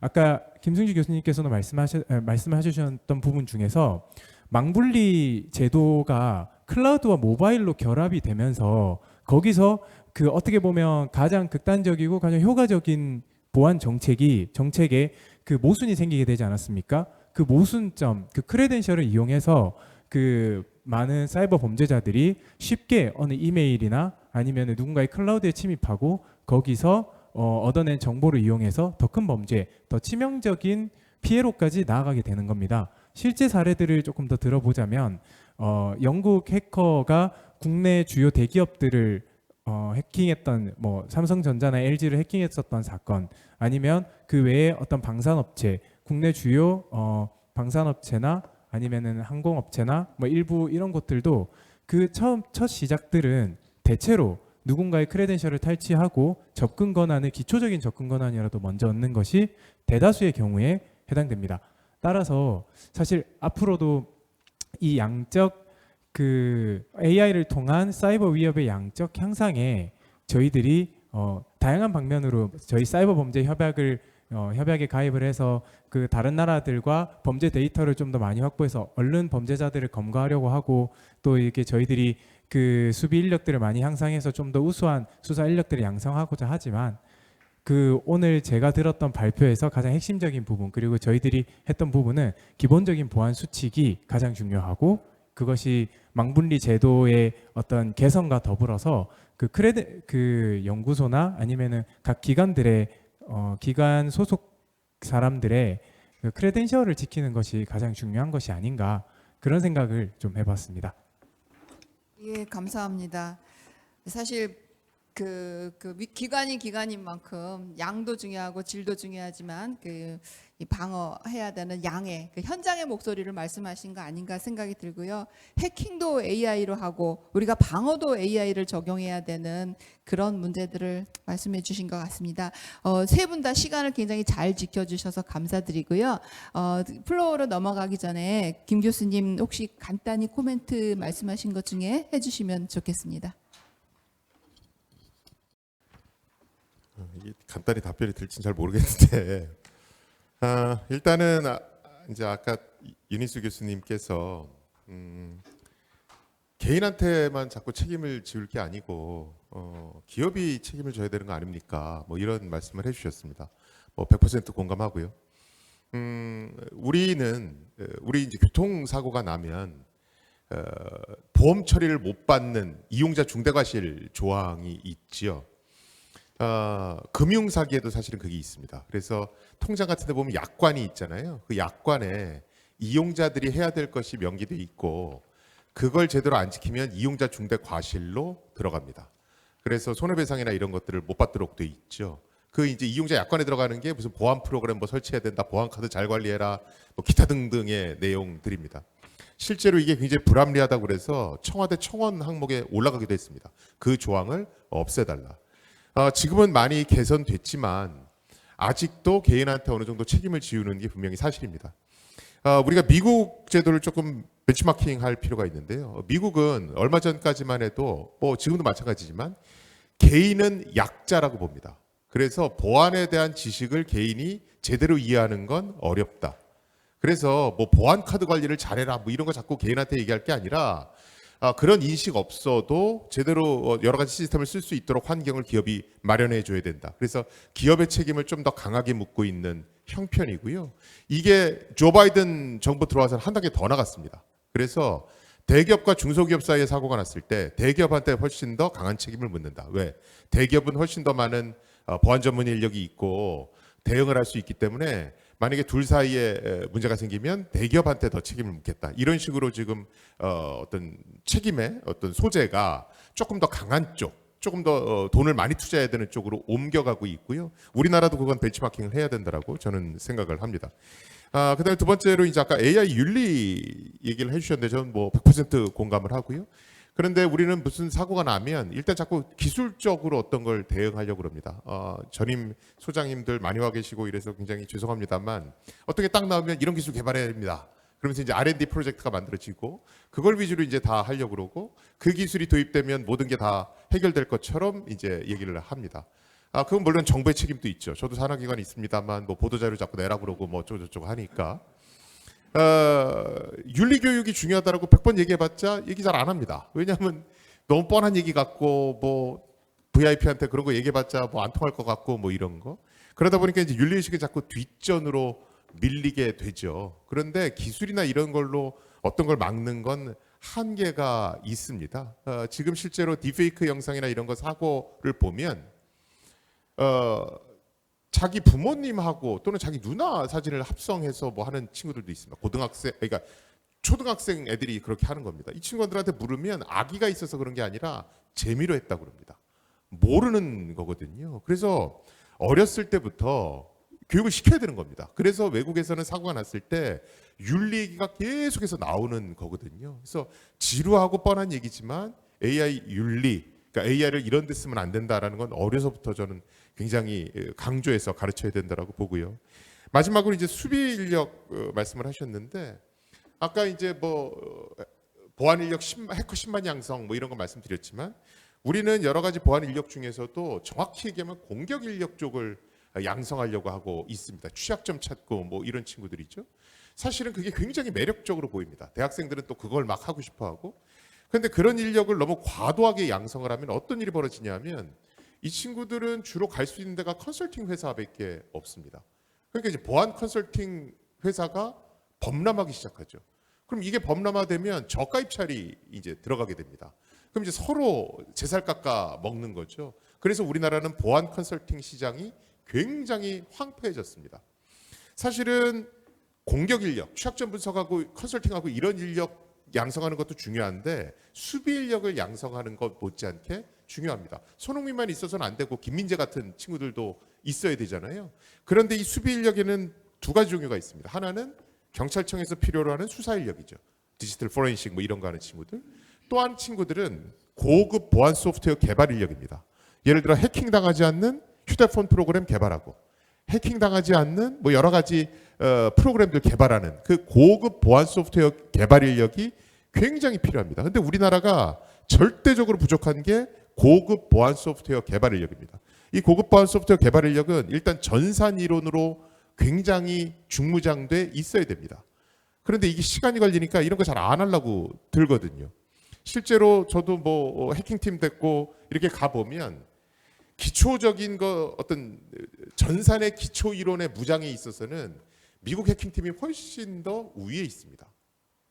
정말로 기초적인 지식들을 굉장히 잘 배운 거죠. 실제로 1세대 해커들, 2세대 해커들을 만나서 얘기해 보면 교수님 저희 때는요 컴퓨터가 좋아서 하다가 문제가 생기니까 해킹을 하게 됐고 그래서 저희는 취약점 찾는 거 못지않게 개발 능력도 갖고 있는데 요새 젊은 친구들은 해킹 프로그램 돌리는 데만 너무 매몰돼 있는 것 같아요. 그래서 개발 능력이 없습니다. 이렇게 얘기합니다. 실제로 뭐 토스라든가 카카오뱅크에 해커들을 이렇게 면접시키게 해보면 토스나 카카오뱅크에서 뭐라 그러냐면 개발자들이 하는 얘기를 못 알아듣습니다. 이렇게 얘기합니다. 그건 자동차 회사도 마찬가지고요. 사실은 예전에 제가 4차 산업혁명위원회에 있을 때 정통부 장차관님한테 이 얘기를 했습니다. 지금 인력 양성이 너무 한쪽으로 쏠려 있다. 그래서 고급 보안 소프트웨어 개발 인력 또 양성해야 된다. 우리 고급 소프트웨어 개발 인력이 없다 그러는데 보안도 마찬가지다. 장차관님들이 이걸 굉장히 알고 계세요. 그런데 문제는 집행을 못하는 겁니다. 애들을 어떻게 이쪽으로 인도할까? 어떤 프로그램을 만들어야 이걸 할까? 그래서 사실은 얘기가 나온 지가 오래됐지만 수비 인력이 제대로 안 만들어지고 있는 겁니다. 이 부분은 사실은 어떻게든 우리가 한번 곰곰이 생각을 해봐야 될 거고요. 그래야 우리나라가 공격 인력과 수비 인력을 전부 다 균등하게 갖고 있어서 우리나라 전체가 좀 안전해지는 그런 효과를 도모하지 않을까 싶습니다. 이상입니다. 예, 감사합니다. 교수님 하실 말씀이 많으실 것 같아요. 예, 들어도 재미있는 얘기가 쏟아져 나오는 것 같습니다. 자, 그러면은 시간이 별로 없긴 하지만 우리 참석자분들 중에 말씀 주시면 감사하겠습니다. 손 들어주시면 마이크 이동할게요. 예, 먼저 손 드셔서 예, 이쪽에 앞에 장 박사님. 예. 앞에. 네. 김 교수님이 그 강의를 들으면서 이건 인류가 해결할 수 있는 문제가 아니라는 생각이 자꾸 들어요.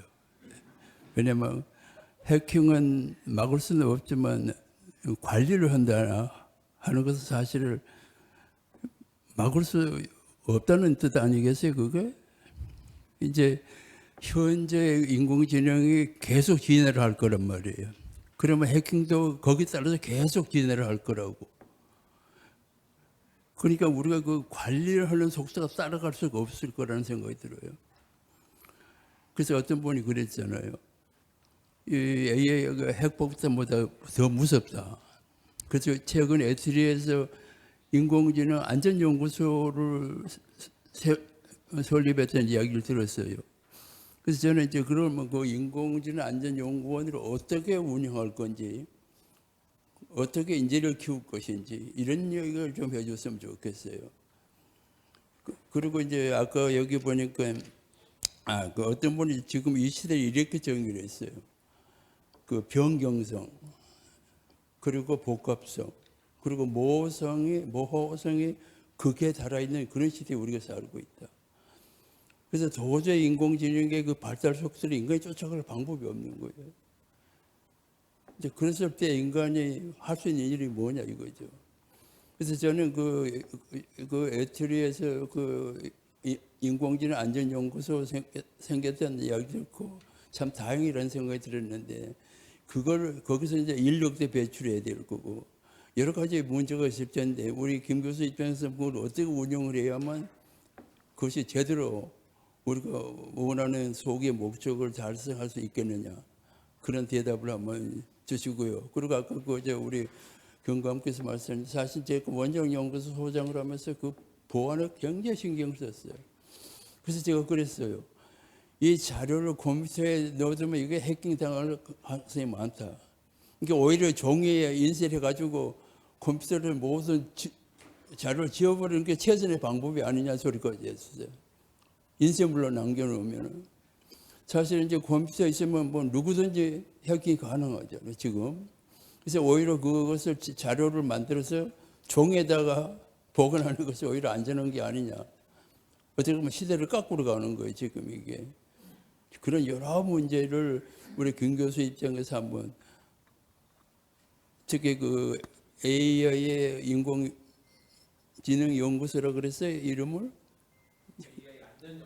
안전연구원.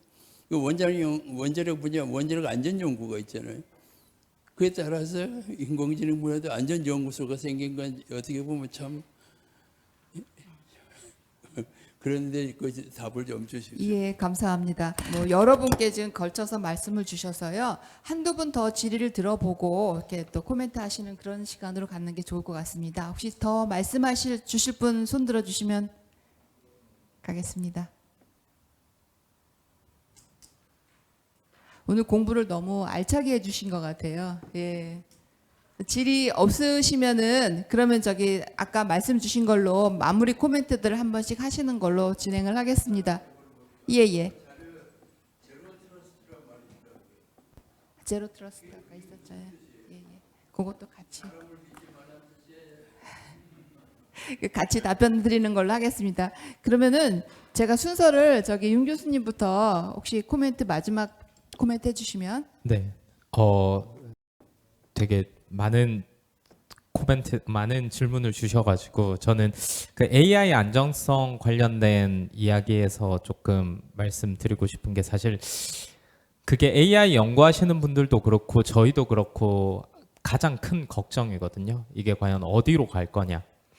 그래서 한 뭐 1년 안 된 것 같은데 그 이번에 그 노벨상 받으셨던 그 제프리 힌턴 교수님 위주로 뭐 그 AI의 그 개발을 늦추자라는 서명 운동도 하고 뭐 그런 일들도 있었는데 사실 그게 지켜지지가 않았거든요. 그 지금 너무 경쟁적으로 사실 AI들을 개발하고 있다 보니까 뭐 윤리나 이 AI 발전이 가져올 후에 어떠한 뭐 결과들이 있을지에 대한 것들에 대한 좀 고려들은 좀 늦춰지고 있는 것 같습니다. 그래서 AI 안정성 연구소를 통해서 안정성 연구를 하는 것들은 매우 중요하다라고 생각은 하는데 이제 AI라는 것 자체가 결국 뭐 이제 너무 빠른 속도로 발전하고 이게 어디까지 갈지는 모르겠고 사실 저는 좀 그런 생각도 들거든요.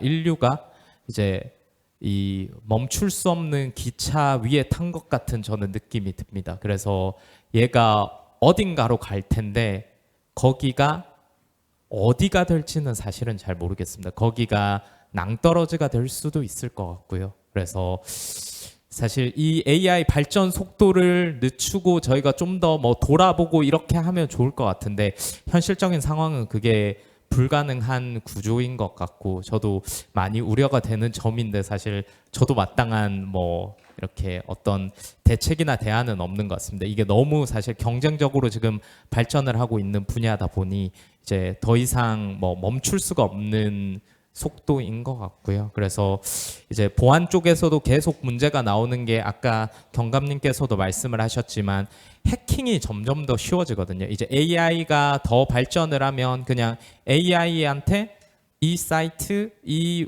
서비스 해킹해줘라고 하면은 그냥 해킹이 되어버리는 시대가 올 거기 때문에 방어하는 입장에서는 더 힘들어질 것 같고 그래서 AI를 저희가 그 방어적인 입장에서도 활용할 수 있는 방안에 대한 연구들과 그런 것들이 진행이 돼야겠지만 아무래도 보안이라는 것은 방어보다는 공격이 좀 더 유리한 입장일 수밖에 없기는 하거든요. 왜냐하면 방어는 1000번 방어하고 한 번 뚫려도 뚫리는 거지만 공격 입장에서는 1000번 실패해도 한 번 공격 성공하면 성공하는 거기 때문에 그래서 저도 우려가 되지만 저는 사실 마땅한 방안은 없는 것 같고 그래서 좀 저도 늘 고민이긴 합니다. 네, 저는 뭐 그냥 이 정도 코멘트 드릴 것 같습니다. 감사합니다. 교수님 마무리를 하시는 걸로 하고 우리 조 팀장님.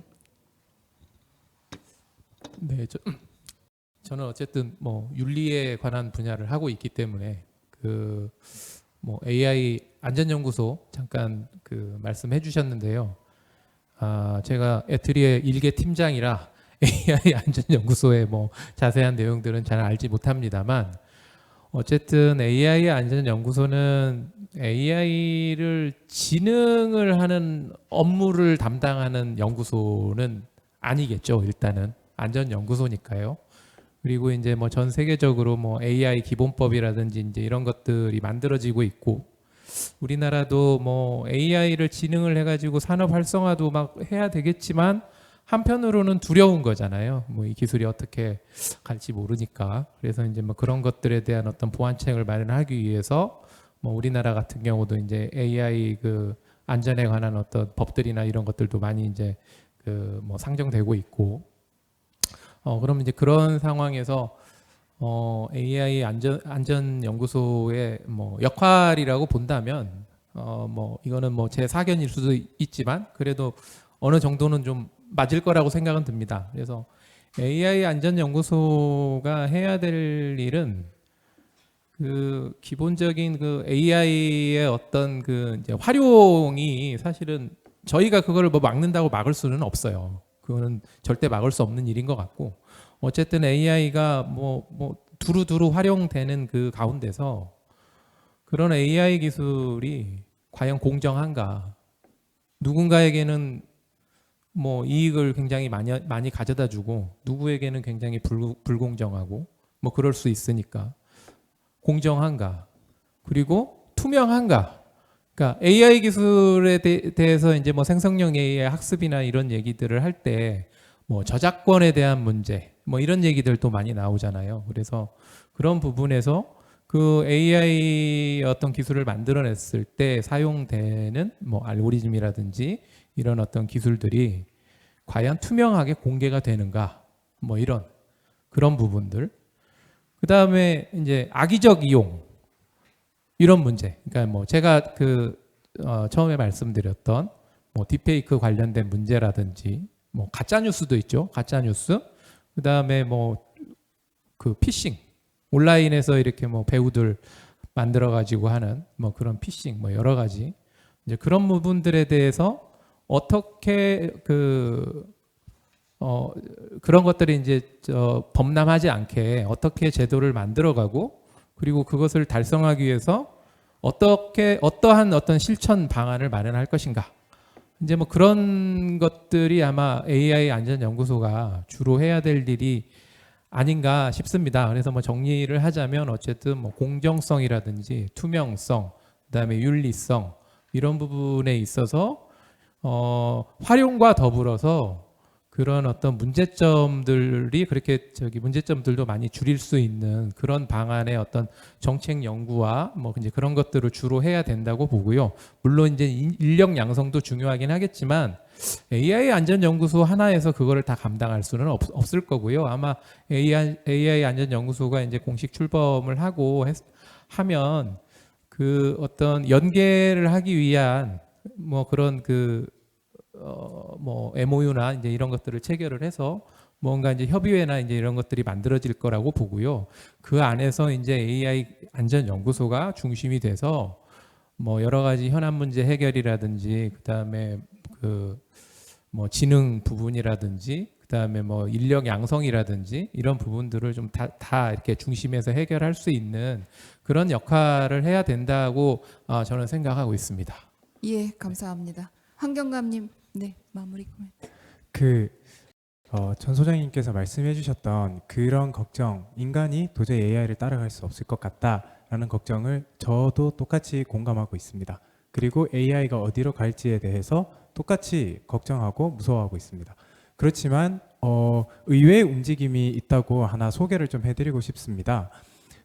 저희가 지금 가입을 추진 중인 사이버 범죄 협약이라는 거는 태생이 굉장히 재미있게도 2001년도에 유럽 국가들의 이익을 위해서 유럽 국가들이 사이버 범죄에 대응하기 위한 그 동기에서 시작이 됐던 겁니다. 그런데 지금은 그렇게 유럽 평의에서 처음 의결되어서 지금 시작이 되었던 게 지금은 전 세계 76개국이 가입해 있고 저희를 포함해서 몇 개국이 더 가입을 준비 중에 있습니다. 그 사이버 범죄의 수사, 그 대응, 그리고 예방, 그리고 어떤 피해에 대한 복구에 대해서 굉장히 많이 논의를 하고 있는데 그 일정 기간 이렇게 단순히 협약을 운영하는 것 외에 가끔씩 패러다임적인 주제에 대해서 실무 그룹, 워킹 그룹을 만듭니다. 그리고 이번 주제는 AI입니다. 당연히 AI입니다. 이게 여러 정부나 그리고 국제 기구들과 그리고 이제 어떤 국제적인 IT 기업들이 뭐 IT 기업들을 조금 이렇게 부분적으로지만 참여를 하고 있는 거다 보니 AI의 기술을 과연 얼마나 서로 정말 이렇게 어떤 숨김없이 털어놓아서 얼마나 발전해 갈 수 있을지, 얼마나 빠르게 변화하는 현안을 다룰 수 있을지는 솔직히 잘 모르겠습니다. 하지만 그럼에도 불구하고 AI가 데이터를 먹고 성장한다는 점에 있어서는 정부기관이나 아니면은 또 이렇게 국제기구나 또 이렇게 조금 기업들의 도움을 좀 많이 받을 수 있고 기업들의 데이터에 조금 더 많이 접근할 수 있는 위치에 있는 이런 연합체 역시도 좀 이점이 있지 않을까 그렇게 기대는 해보고 있습니다. 예, 감사합니다. 예. 해킹을 예측하고 또 막는 데 그런 연구를 하는 곳은 없어요. 어디 경찰청의 말씀이십니까? 해킹을 예측하거나 예방할 수 있는 그런 연구를 하는 것은 없죠. 말씀. 선생님께서 전 소장님께서 굉장히 어려운 부분을 질문을 주셨습니다. 그 수사기관이다 보니 어쩔 수 없이 수사기관의 입장을 얘기를 하자면 범죄를 예방을 위해서 최선을 다해야겠지만 해킹을 미리 예측한다는 것은 결국엔 표적 수사가 되거든요. 누군가나 아니면 누군가를 이렇게 저희가 미리 이 사람이 해킹을 할 것이다 또는 이런 시스템에서 해킹이 일어날 것이다를 알고 정보를 취득하는 것은 불법이지만 그렇지만 이제 좀 다시 한번 고무적인 이야기를 좀 말씀을 드리자면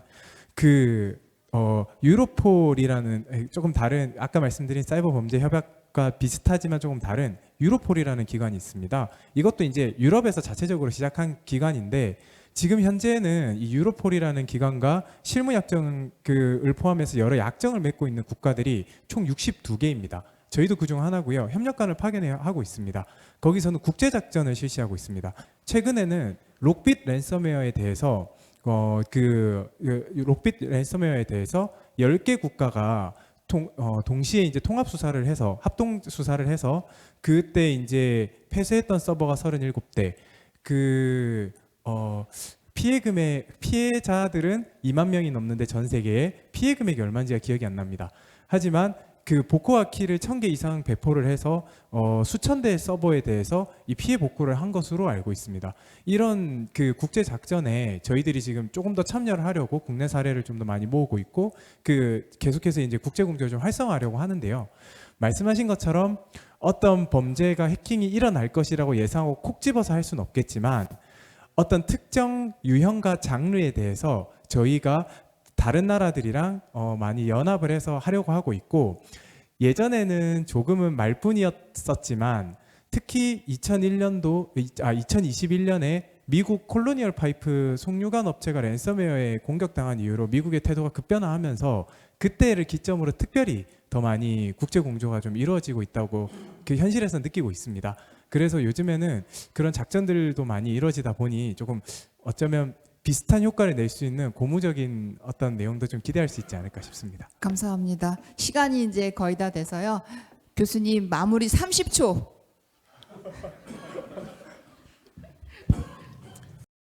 일단은 AI 안전연구소는 판교에 30명 규모로 만들어질 거고요. 그런데 그것이 잘 돌아갈 수 있느냐 이거는 의문입니다. 제가 그렇게 말씀드리는 이유는 과기정통부 장관이나 또는 우리 VIP께서 결심의 순간이 계속 올 거고요. 왜냐하면 한쪽에서는 빨리 AI를 개발해야 된다고 그럴 거고 한쪽은 안전성 점검해야 되는데요 이럴 겁니다. 그럴 때 CEO는 결정을 해줘야 되거든요. 그래서 보안에서는 CEO의 보안에 대한 인식이 굉장히 중요합니다. 그런데 그렇다고 해서 보안만 중요하다는 건 아닙니다. 뭐냐면 보안하는 사람들은 CEO한테 이게 안 됐을 때는 경제적으로 어떤 피해가 있고 이게 안 됐을 때는 경제적으로 어떤 효과가 있습니다. 그래서 한 2-3개를 만들어 드려서 선택하실 수 있게끔 해드려야 되거든요. 그런데 우리나라 보안에서는 돈과 연결되게끔 설명할 수 있는 인력이 없습니다. 무조건 보안을 해야 된다고만 얘기하거든요. 그러니까 개발하는 쪽이 쟤네들하고 대화가 안 돼 이렇게 얘기하는 겁니다. 그래서 보안하는 사람들은 활용을 고려해서 자기가 얘기하는 것을 비용과 결부지어서 CEO가 선택할 수 있게끔 선택지를 줘야 되는 거고요. CEO는 보안과 활용 중에서 그 선택지를 가지고 현명하게 고를 수 있는 그런 어떤 능력을 가진 CEO가 장관이 또는 뭐 이렇게 배치가 돼야 된다고 저는 보고요. 아까 말씀하셨던 제로 트러스트는 그냥 끊임없이 확인하라는 겁니다. 지금 우리나라는 기관 회사에 들어올 때 신분증 확인하고 뭐 이런 다음에는 회사 안에서는 비교적 자유롭게 PC를 쓸 수 있거든요. 그런데 코로나 때 원격 근무를 해보니까 이게 의미가 없는 겁니다. 그래서 시스템에 접근할 때마다 끊임없이 확인해서 편리하게 일도 여러 가지를 보면서 안전하게끔 하라. 이게 이제 제로 트러스트고 미국이 지금 이런 원칙으로 움직이고 있기 때문에 우리나라도 이렇게 가자는 겁니다. 예, 감사합니다. 오늘 논의에 함께해 주셔서 감사합니다. 패널 토의는 여기까지 마치고요. 사회자께 마무리 부탁드리겠습니다. 발표해 주신 김승주 교수님, 그리고 토론을 진행해 주신 주성진 부회장님, 또한 그 패널 여러분께 진심으로 감사드립니다. 아울러 자리를 함께 해주신 참석자분들께도 깊이 감사드립니다. 이상으로 제78회 대덕 이노폴리스 포럼을 모두 마치겠습니다. 큰 박수로.